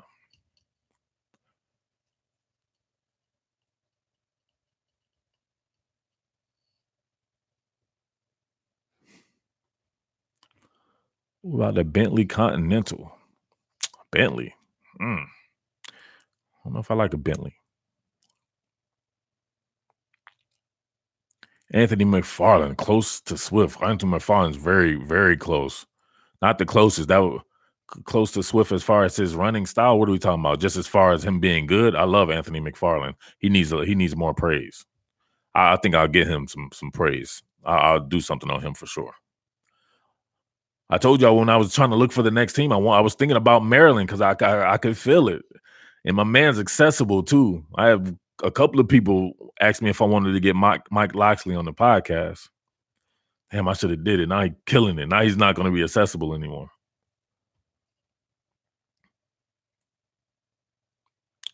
We done devolved. We're talking about the cars. Now everybody name your favorite cars.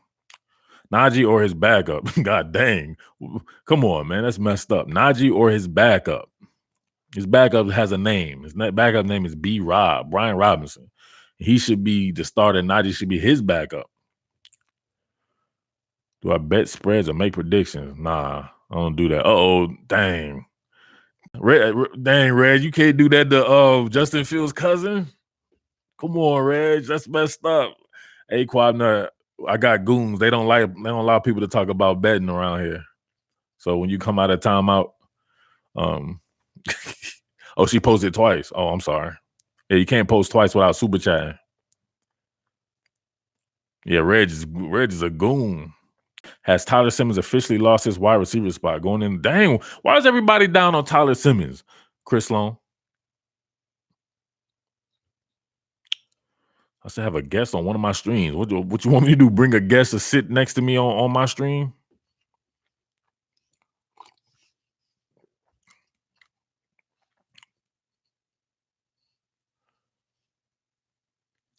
No, I'm saying, Jay Lee, like a lot of people keep talking about Tyler Simmons. Jay Duval. I feel like it's about to get popping right now. So Jay Duval had to answer Chris Long. Chris said he knew I was about to say his name. Murph should do a JRE podcast for college football. That would be JRE. What is that? JRE podcast college football. I think it's JRE, man. I'm lost here. I'm usually pretty intelligent. Reggie Dix got to instigate. Les Hess taking shots without saying people's name, calling Chris Sloan a weirdo. Don't let these weirdos in your house to do a stream. Oh, okay. He's not talking about you, Chris. I'm sorry. She entered the transfer portal. Who's that? Oh, a Joe Rogan experience. As a live stream, how can you do that? Tyler Simmons and Brian Herring gonna earn that love this year. Yeah, that's what I like to hear. Man, people killing me with the Tyler. I thought, man, every time I see Tyler Simmons playing, I'm like, I get excited. I'm like, okay, they can do a lot with this guy. And some of the returns and stuff look pretty explosive to me too. He's clearly fast. I don't know. Y'all got to tell me what y'all don't like about Tyler Simmons. Is it that he's old and you need somebody new? Because people were going ham with the Blaylock. All right, Les is actually getting on Chris Sloan now. Now it's officially on. This is something that you guys had to been at the chat to see. They was going ham at each other. Simmons, I like his punt returns. Reminds me of McCole. I'll be honest with you, wasn't a big fan of McColl's returns. He seemed like he didn't have enough good of vision for returns. I thought they could have played somebody else instead of him. Chris Sloan said that was child's play. Now you got me instigating here. I want to see more John Emery. John Emery got it on lock, and he got 2 carries in his whole career. Dang. Les told AJ that Chris Sloan is smoking Sherm. Felipe Franks going in the 3rd round or better when he enters the draft. Don't at me. That's a way to enter the chat. Chris Sloan said it's a Marlboro light. Kelly Burnett says fans are nuts. Yes, Kelly Burnett. Fans are definitely nuts. Justin Healy said that's illegal, Sloan. Everybody getting on Sloan, man. Sloan don't got no friends. I ain't gonna lie, man. I ain't gonna lie. I told y'all last year, I was like, Sloan be ruffling some feathers. Next thing you know, man, I saw they voted the man out of the council, out of the chat.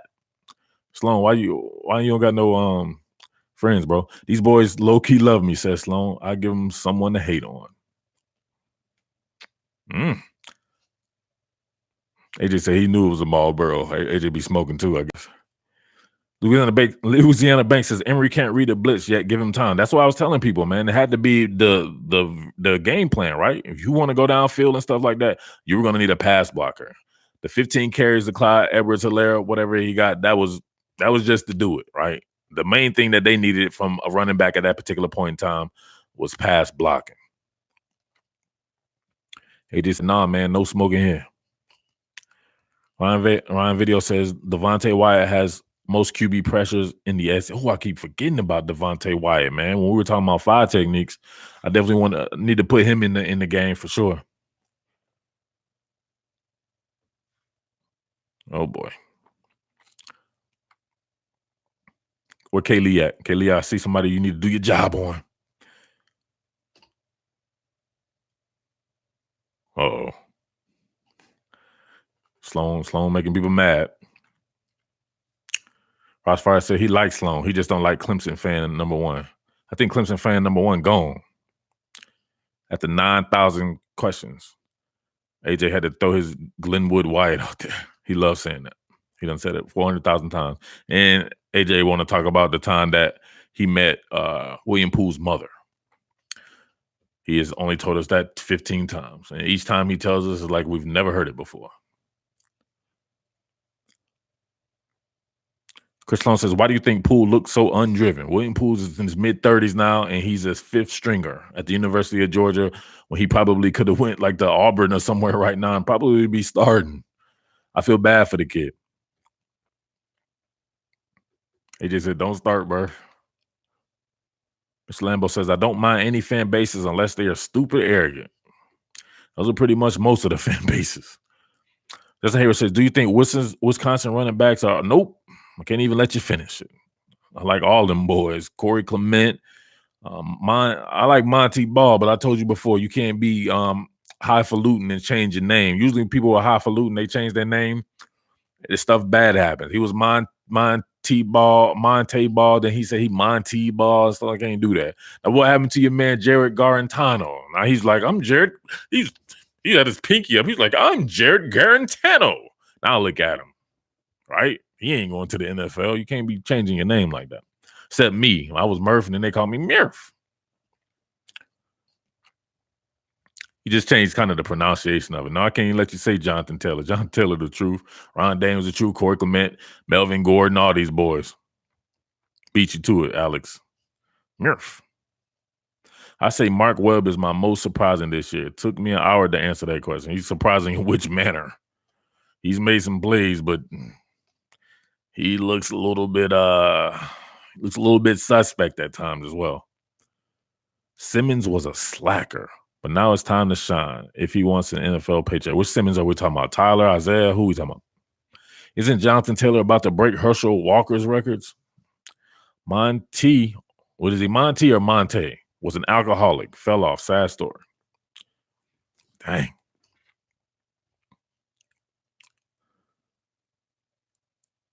Yeah, Clyde ain't a superstar running back. He's still solid and gets 5 yards per carry. Dang. Facts. And Clyde got some muscle relaxers. You saw that spin move when somebody crashed down and filled on him in the Texas game? Chris Sloan says, be careful, Chevy. Going to get voted off the island. Yeah, I don't think Chevy's a committed to the G member. Chris Sloan keep doubling down. Most hated man on the block, but he don't care. Kevin Lee, what up? K. Lee. I don't get all the Tyler Simmons hate. Jay Duval. Jay Duval is back. Jay Duval couldn't wait for Tyler Simmons to be mentioned and then see Chris Sloan's name there. He's on red, or I'm committed to the G. What does that mean, Kelly Burnett? Justin Blackman was the real alcoholic. Justin Black. Is it too soon? Is it too soon to be talking about Justin Blackman? Chris Sloan doubled down. He doubled down put his money where his mouth is. Is it too soon to talk about Justin Blackman's career? Because that was bad. He was talented as hell at Oklahoma State too. Tyler Simmons was onside. Is that the thing? Y'all mad at Tyler Simmons because he was presumed to be offside? Derek Stingley locked down Texas' number one receiver. Yeah, he did. Tyler Simmons doesn't have passion, Cletus. All right, I have to read it in the Cletus. Tyler Simmons doesn't have passion, Cletus. He's not explosive. That's what you think Chris Sloan sounds like. Michigan will lose to Wisconsin. Man, I don't know about that, man. I got to see what Wisconsin is working with this year.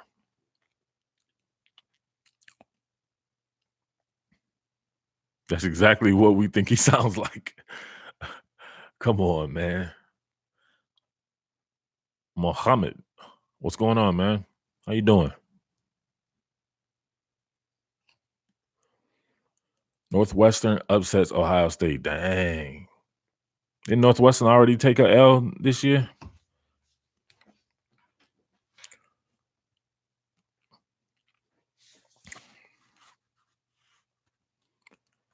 Some Goody says Wisconsin is loaded. James Cook goes down when he's arm tackled, Cletus. I would think that's directed to Chris Sloan. Michigan's definitely losing at least 3 games. Dang. All because of the Army game, man. Come on, man. Did Oklahoma lose 3 games? Chris Long says, I don't hate Simmons. Personnel made him irrelevant to me. Better one-loss team, Oregon or Texas? I'm going to go with Texas. I think Texas came out a lot better than people giving it credit for. Coming off a bye, M should be competitive, but they are overrated. M is Michigan. Army beat Rice 14-7. Hey, Kelly Burnett, you're already starting to kind of annoy me. I would probably like for you to unsubscribe to Committed to the G. This is the last thing I need is people to be annoying over there. I'm doing pretty good in life, and the last thing I need is some annoyance. Michigan's been on the decline, and Harbaugh can't save it. Dang, man. Weren't they a double-digit win team last year? All right, stuff's getting a little weird here with Muhammad. Have you analyzed the way James Cook runs? Not his routes, but his center of gravity. It looks interesting. Yeah, he's got kind of a TJ Yeldon kind of running style. Forward lean, kind of a glider. He got timed out. He's getting weird. You think? Come on now. We already know where this is going. Michigan is fine. Shea's the problem, to be honest. Dang. Shea Patterson, Pistol Pat, getting him a man. Shea Pat's trying to adjust to yet another. I'm gonna read that next. Shea Patterson trying to adjust to yet another scheme. Was that 3 different coordinators in 3 years? It's because he doesn't weigh that much, Murph. Jay Stevens with the Cletus comment. Cook full speed, arm puts the stop button on him. Dang, he can't run through an arm tackle is what you're saying, Chris Sloan? Cook runs weird because he isn't 210 pounds, Cletus.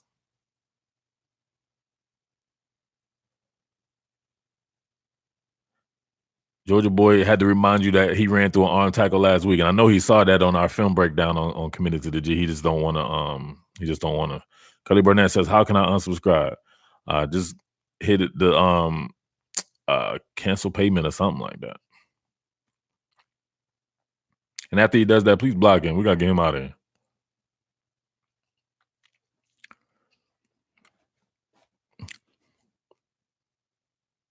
There you go. Rondale Moore, elite wide receiver or product of bad defense. Nah, he's got elite skills, man. I seen him in at camps and stuff. He's not to say camps is everything, but he's the perfect quintessential camp guy because he couldn't be covered. And he's one of those rocked up Percy Harvin types, right? He'll run through tackles and everything. I think that kind of translates to everything. A lot of speed, a lot of power to that kid. He's just one of those guys, man. Very much like an Amon-Ra St. Brown. Regardless of system, Shea has failed. You crazy. Did you not watch Ole Miss? His best tape in garbage. Man, you crazy. You got to watch Ole Miss back in the day, bro.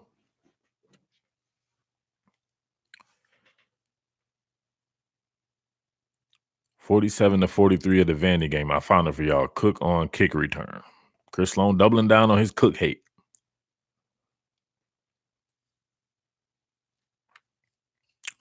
Woo.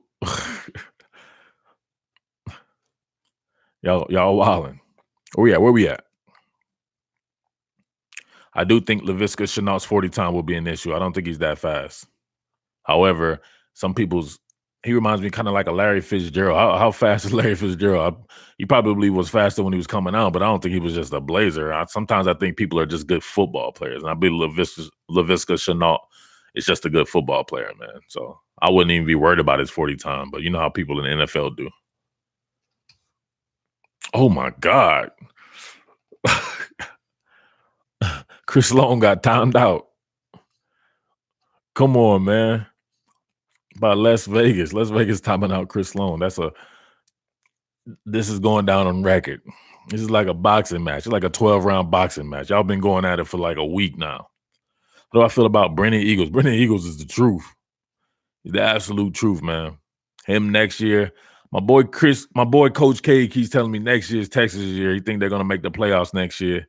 He said with what they have coming back, he said, yeah, they'll lose Colin Johnson, but he think they'll take a step forward with Brennan Eagles and Collins. I think he thinks Brennan Eagles is even better athlete than Colin Johnson.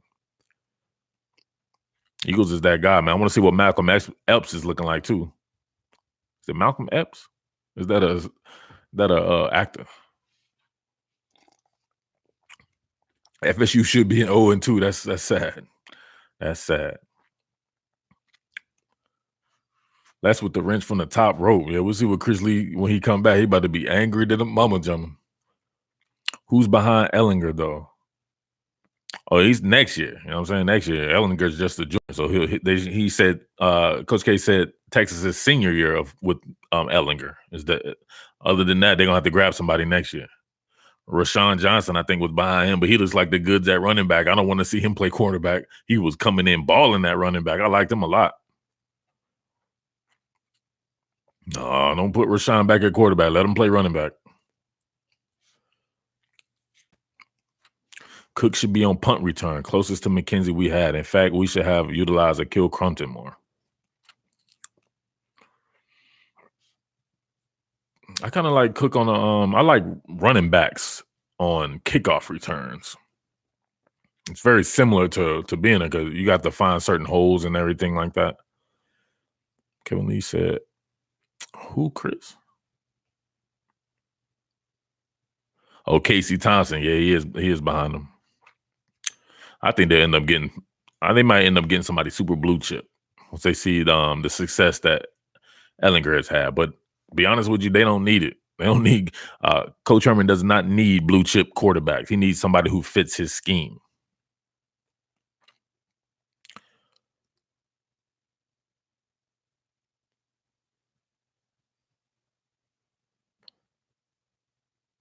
Shea went 6-6 at Ole Miss.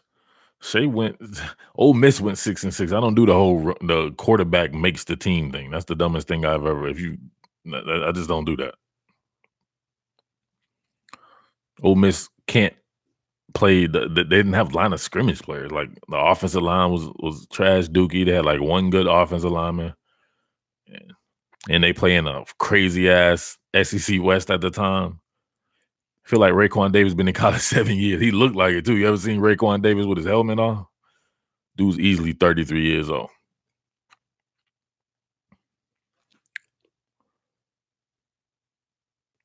I agree, Murph. A single player can't make a whole team go 6-6.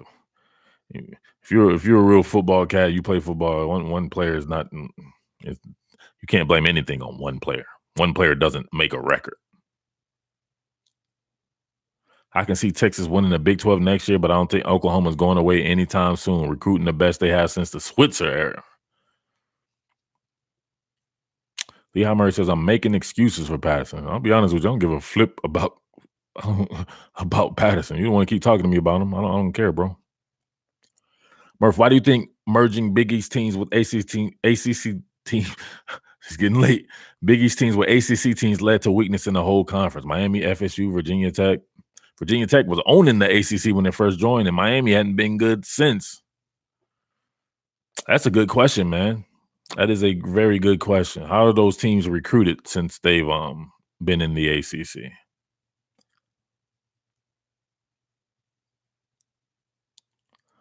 Blaylock nice at kick return. I would like Blaylock at more like a punt return. I think he can make that first person. The punt return is about making that first person miss. You don't have to make first person miss on a kick return. Man, I thought we was gonna get Philly Flyer at one of these returns. Remember they were trying that in the spring game? That would have been the ultimate. I think he can do kick and punt easy.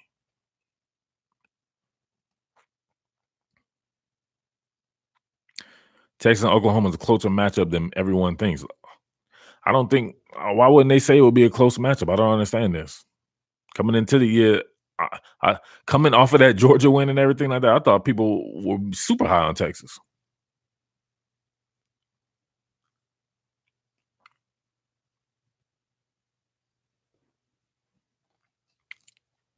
Pat White and Slayton days. Those were the days. Swick at kick returns with his swift cuts. Man. Yeah, Philly Flyer. Dang, what happened to Chris Sloan?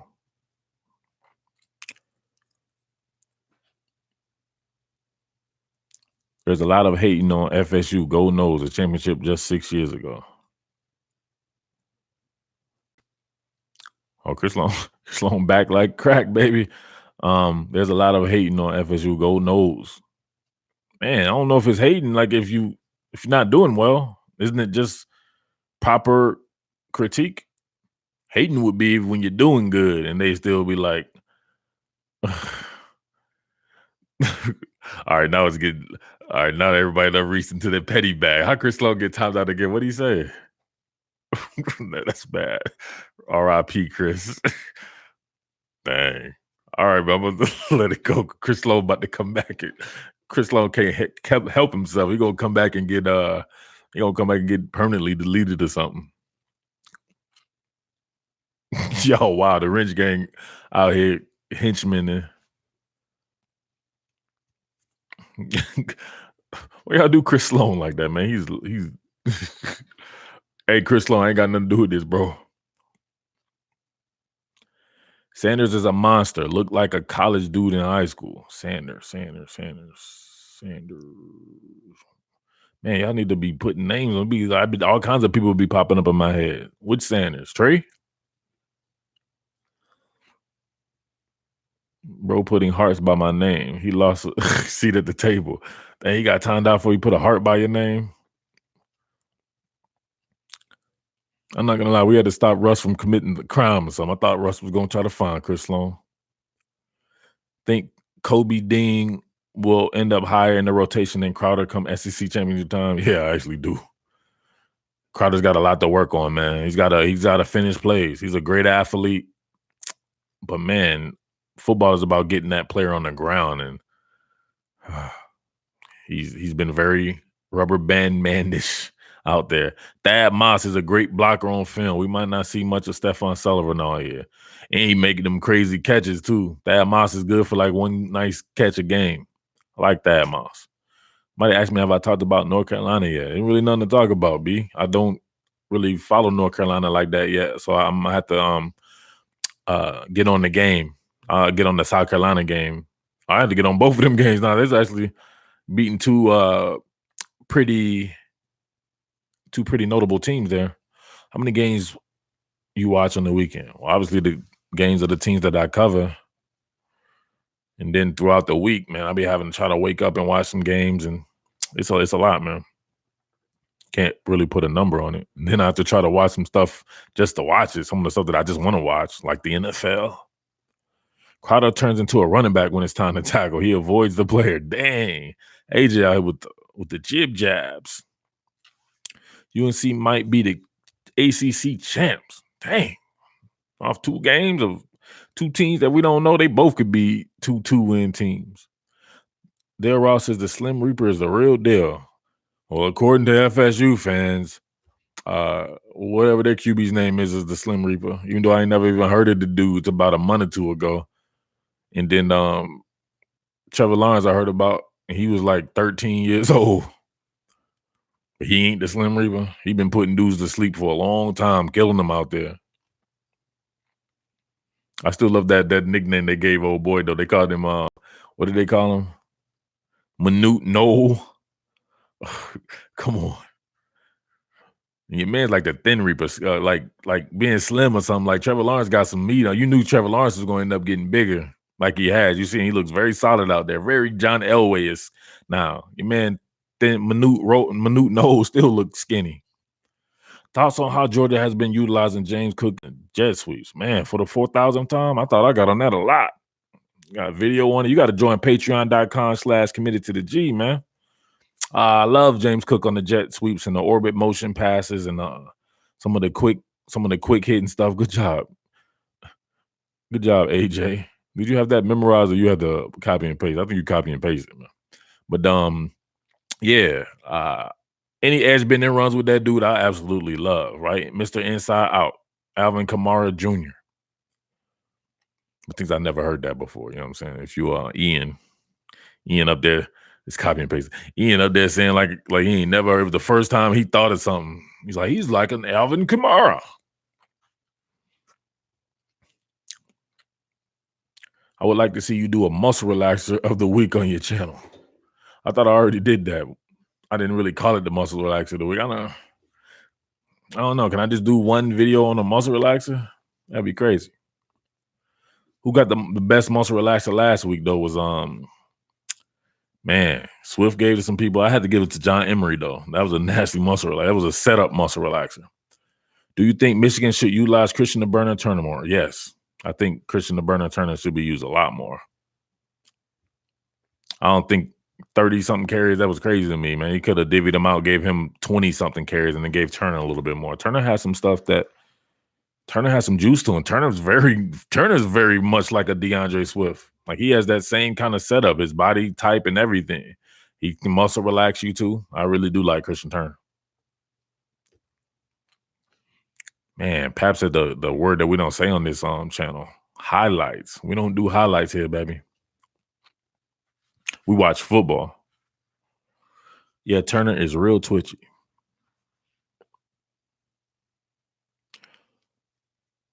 Back at running back at Groshek.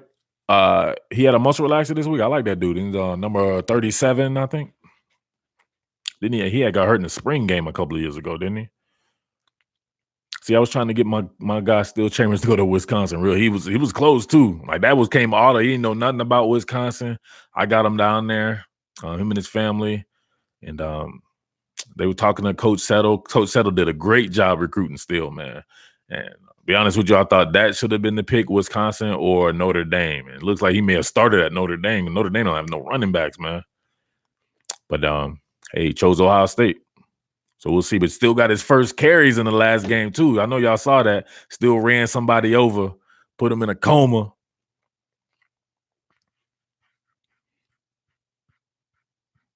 Is Groshek number 37? Just another critic? Autonomous driver. Still put somebody on autonomous driver. Colin Hill will be the leading rusher in the SEC at the end of the season. Man, it does go by like he's probably not the best running back, but he probably could, depending, because he might not be split in time. Man, how's my boy from Michigan, the transfer from Michigan, doing there? Kareem Walker. Did he go to Michigan or Ohio State? I think he went to both. He was committed 1-to-1. I forget. I think he went to Michigan though. Yeah, he is. Is he getting you talking about man, I can't call another man Puka, man. I don't know. What's his real name, bro?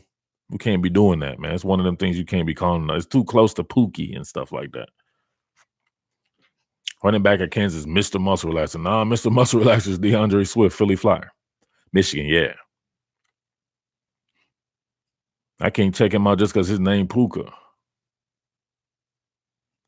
told you, man, you start calling other men them nicknames and stuff like that, and y'all be chilling one day and you never know what might pop off. Man came in the chat just to say that. Come on, man.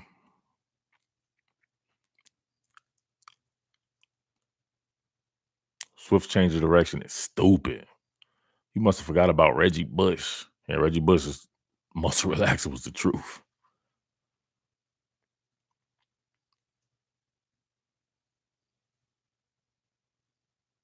Very confused. What you think about Kendrick Rogers for Andy? I like Kendrick Rogers, man. Should he be mentioned with the top wideouts? Oh man, sometimes he shows up and sometimes he doesn't though. Like a lot of these top guys, especially CD Lamb. CD Lamb shows up against the best opponents, right? I know we all like Jerry Jeudy and stuff like that, but sometimes Jerry Jeudy was a little quiet against Mississippi State and Georgia and teams like that. But CD Lamb be showing up, and Justin Jefferson always shows up, man. So, I think maybe it's having to do with the quarterback. I'm not sure, but he's very good. Didn't show up versus Clemson this year. Yeah, he didn't show up. He showed up last year at Clemson. Then there was other times when I watched A&M and I was like, dang, what happened to the old boy from the Clemson game? He wasn't nowhere to be found. Milk carton status.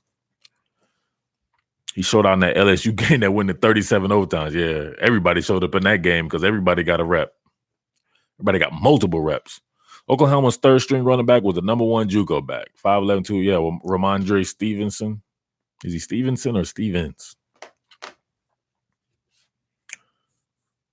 Peter Warrick, yes, is the all-time greatest muscle relaxer. Stevenson, yeah, he looked good. Said sound plug.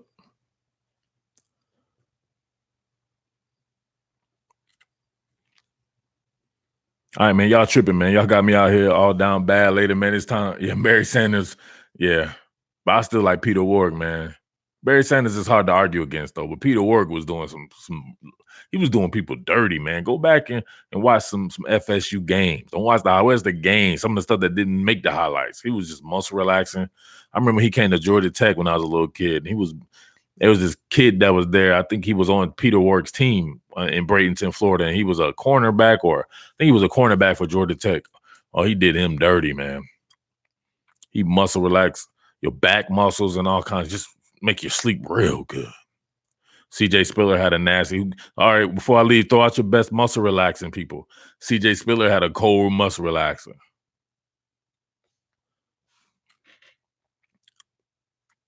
Peter Warrick, muscle relaxing and dealers. Why Les always come with them type of jokes, man? DeMarco Murray had a muscle relaxer. Marco Murray was stiff as I don't know what. Tavon Austin had a cold muscle relaxer. Dalvin Cook had a cold muscle relaxer. We said Barry Sanders, Kaylee. You be doing that too, Kaylee. You be kind of late to the dance or some stuff too, Kaylee. Dante Hall had a cold muscle relaxer. Lavernius Coles had a cold muscle relaxer. Hey, Lavernius Coles, something, you know what I'm saying? Everything was good with Lavernius Coles because when I was a little kid, I didn't know Lavernius Coles had a little, I don't know, he had a little NutraSweet in his tank or something. I don't know. Danny Woodhead had a cold muscle relaxer. My boy Percy Harvin had a cold muscle relaxer. Lamar Jackson had a cold muscle relaxer. Noshawn Marino had a cold muscle relaxer. He was slow too, and he still had a cold muscle relaxer. Jamal Charles had a cold muscle relaxer. Joshua Payton know what I'm talking about with Lavernius Coles too, man. He was one of my favorite players of all time, man. But I don't know, man. I heard him talk one time, and I don't even know what was going on. I was kind of scared. Christian McCaffrey had a cold muscle relaxer. Oh, he still does. Cole was Odell before Odell, if you catch my drift. We know what you're talking about. Yeah, we already said Percy. LaDainian Tomlinson had a cold muscle relaxer. He's the original Philly Flyer, too, the original DeAndre Swift. Chris Rainey had a cold muscle relaxer.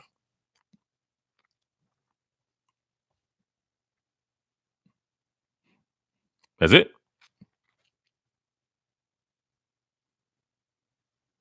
What's up from Brazil? Do you know what we're doing here? Or you just popped in because you saw a live stream? I met Cole's girlfriend once. Okay. So he had a girlfriend at the time. Oh, LaShawn McCoy is the ultimate muscle relaxer. He got a cold muscle relaxer. Is he on the team? All right, cool. Thanks for checking in from Brazil. Emmitt Smith had a muscle relaxer? I don't think so. Saquon Barkley has a cold muscle relaxer. DeAndre Hopkins has a cold muscle relaxer. He muscle relaxed D'Angelo Hall's career out of his soul. Javit Best had a cold muscle relaxer until he had the like too soon for the Javit Best jokes. Come on, Javit, man. I was scared. I know what was going on with Javit. He was stiffened up like the Undertaker. He was cold out with it. It's too soon. Damn, why I do that, man? Well, y'all don't mention Javit Best no more. Marquise Brown, Hollywood Brown had a cold muscle relaxer. D-Hop suplex somebody last night. I'm not surprised. McGee. Dang, man. Reggie Duval, his spelling don't be the best. I don't know who he be talking about. I want to say he meant McGahee. Since he's my boy, I'm going to go with it. Willis McGahee, he had a cold muscle relaxer. Willis McGahee? Yeah, we said Barry Sanders. Le'Veon Bell definitely got a cold muscle relaxer. Big dude muscle relaxer.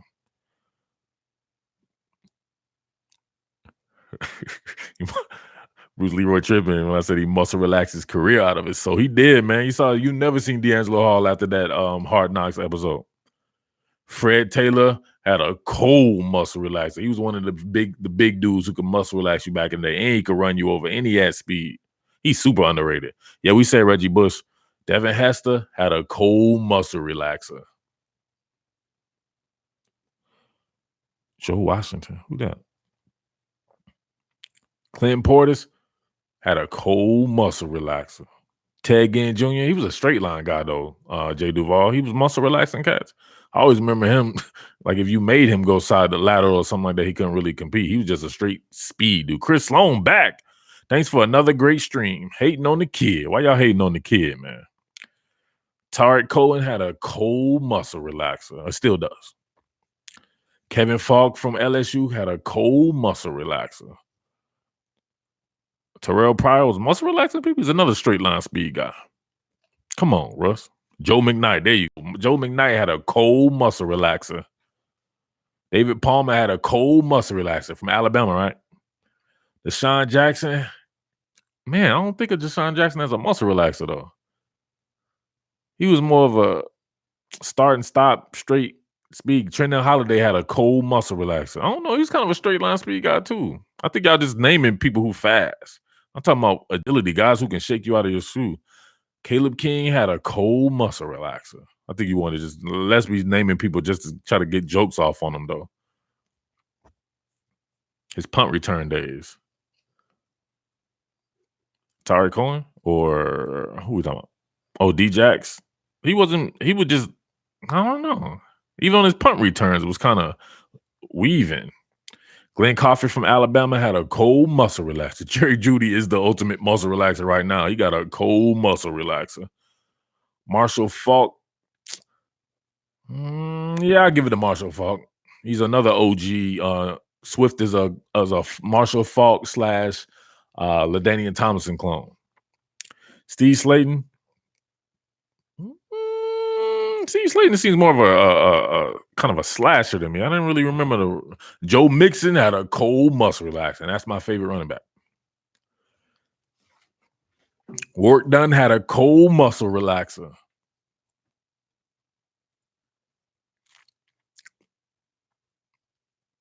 You talking Odell Beckham? Yeah, he definitely he had a cold muscle relaxer, but he actually put that relaxer in his hair. Boy, you know what I'm saying? Boy got that stevia in his system. Stevia in his tank. John Emery, we already talked about him. He got a cold muscle relaxer. Mixon's the best running back from Oklahoma since AD. Yeah, I agree. Mixon is the truth. Tyrann Mathieu punt returns in college. Was he muscle relaxing, though? He was just making people kind of miss. AJ, appreciate you, bro, as always. Michael Vick. I never seen Michael Vick. He just outran people. Chris Johnson, too. He just outran people. Straight line guy. Todd Gurley, make you miss. More of a slasher. Justice Hill had a cold muscle relaxer. Chris Sloan says Lester and Russ got some cold muscle relaxers. Arian Foster had a cold muscle relaxer. I don't think Russ, like you mentioned his name like that. He about to get angry.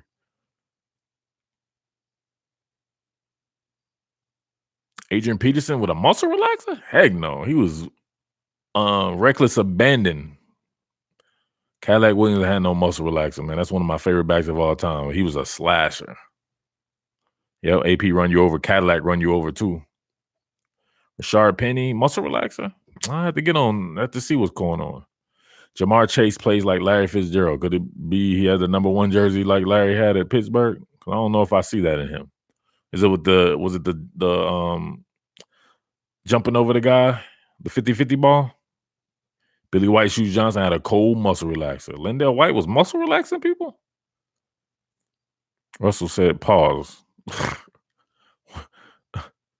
I'm confused. What did Les say? Sloan, you have a warm muscle relaxer. Pause. Gail Sayers had a cold muscle relaxer.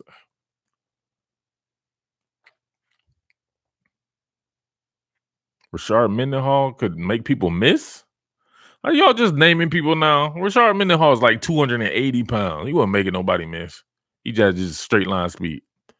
Joe Burrow got a muscle relaxer. I don't know about that. Russ about to put his own boy on. Maurice Jones-Drew had a cold muscle relaxer.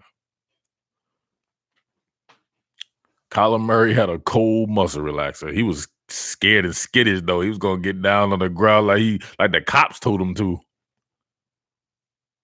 Chris Long says, I can take a joke. Stephon Diggs, yeah. Stephon Diggs had a cold muscle relaxer, man.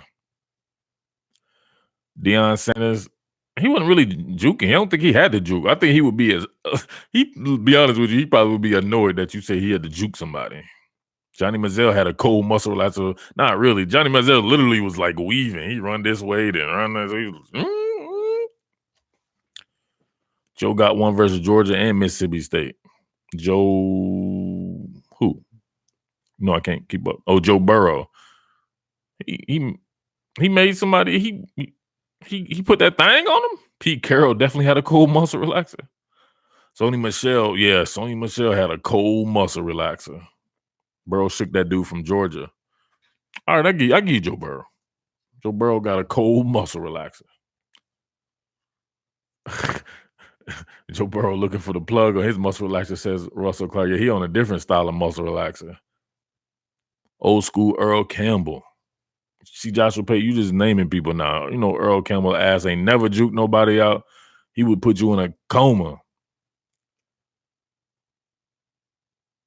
Well, I tell people about that time bout stuff. And you don't mind, talk like you got some sense. I said before, if Jada Kiss and Jay-Z don't say it, you can't say it here. I'm from the old school. I don't know what time bout is. I don't know what cap is and all that. Tommy Frazier, he wasn't making nobody miss. He was just think about his run in the national championship game. That's what he was about. He was gonna run to a spot and run through arm tackle. Eddie Royal had a cold muscle relaxer. Joshua Pate over there he on that airplane glue. Joshua Pate over there trying to throw some people out there just to be funny. Marcus Mariota had a cold muscle relaxer. He was just a straight line speed guy, wasn't he? One of the best. Marcus Mariota super underrated. He's one of the greatest quarterbacks ever in college football. Javorsky Lane, come on, man, y'all tripping. Peter Warwick, we already said he's probably the number one of all time muscle relaxer. Tyrod Taylor make you miss like that? Yeah, I can give you that. I love Tyrod Taylor. That was my guy, Virginia Tech. Josh Huff from Oregon, cold muscle relaxer. RG3 was kind of a straight line guy, wasn't he? He wasn't kind of making you miss like that. David Wilson of Virginia Tech had a cold muscle relaxer. DeAnthony Mamba Thomas had a cold muscle relaxer. Mariota, greatest to not win a championship. I don't know about that. Michael Vick didn't win a championship. And there's quite a few really good that didn't win a championship. Kyler Murray, Baker Mayfield. Julio Jones is not making nobody miss. Straight, pure, unadulterated speed. Michael James had a cold muscle relaxer. Somebody already said Kevin Falk. Eddie Lacy had a cold muscle relaxer with that spin move.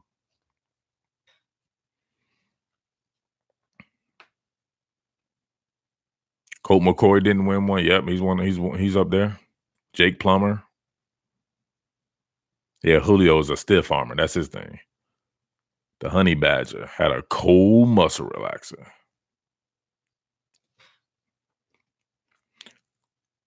All right, y'all ready? That's it? All right, y'all, we're going to have to go ahead and warm it down. I said I was going to do like an hour or something. Y'all always be keeping your boy, man. What's wrong with y'all? Lake C. Strunk had a cold muscle relaxer from Baylor and Whitney. But yeah, so as always, thank you for the super chats. You guys be keeping it real up in here. We're going to see what we're going to do if we're going to do the Friday night thing next. You guys let me know what you want.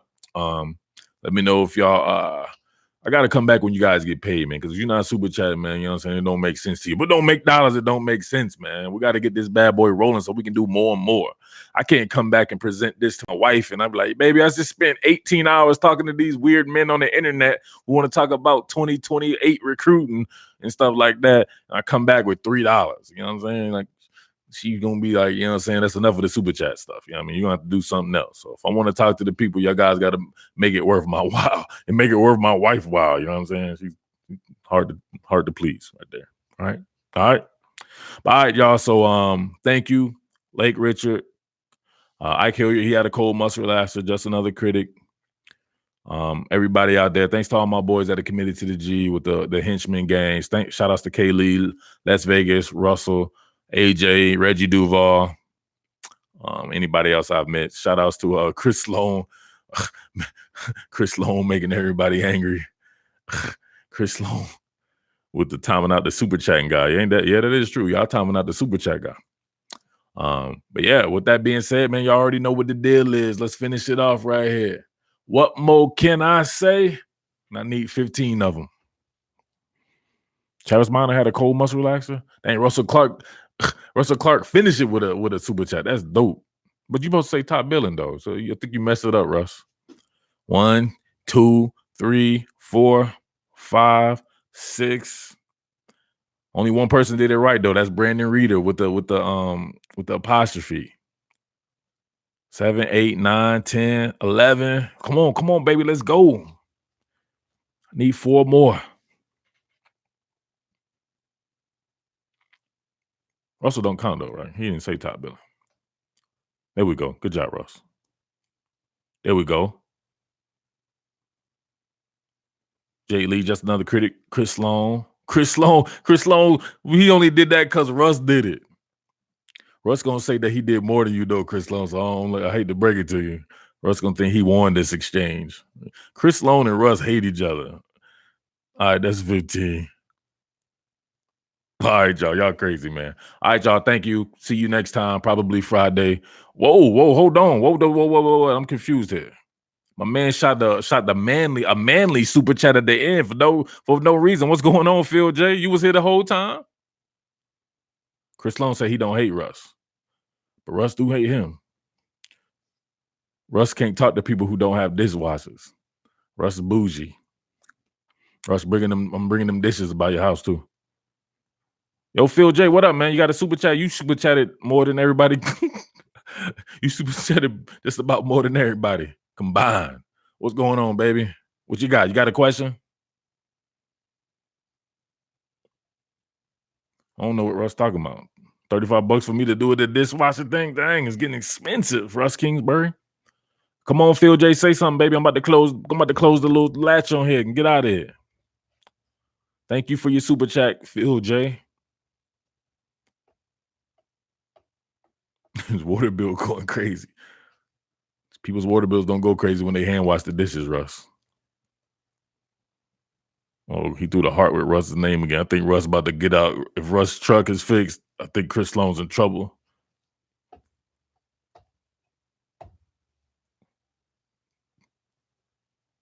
This is getting wild. Phil J don't want to say nothing. My man come with the super chat at the end. He was about to close down. This must be them spam super chats. I wonder if this one's going to actually count. That it? Russ about to say something. Phil J, I'm a business owner, so I know time is money. There we go.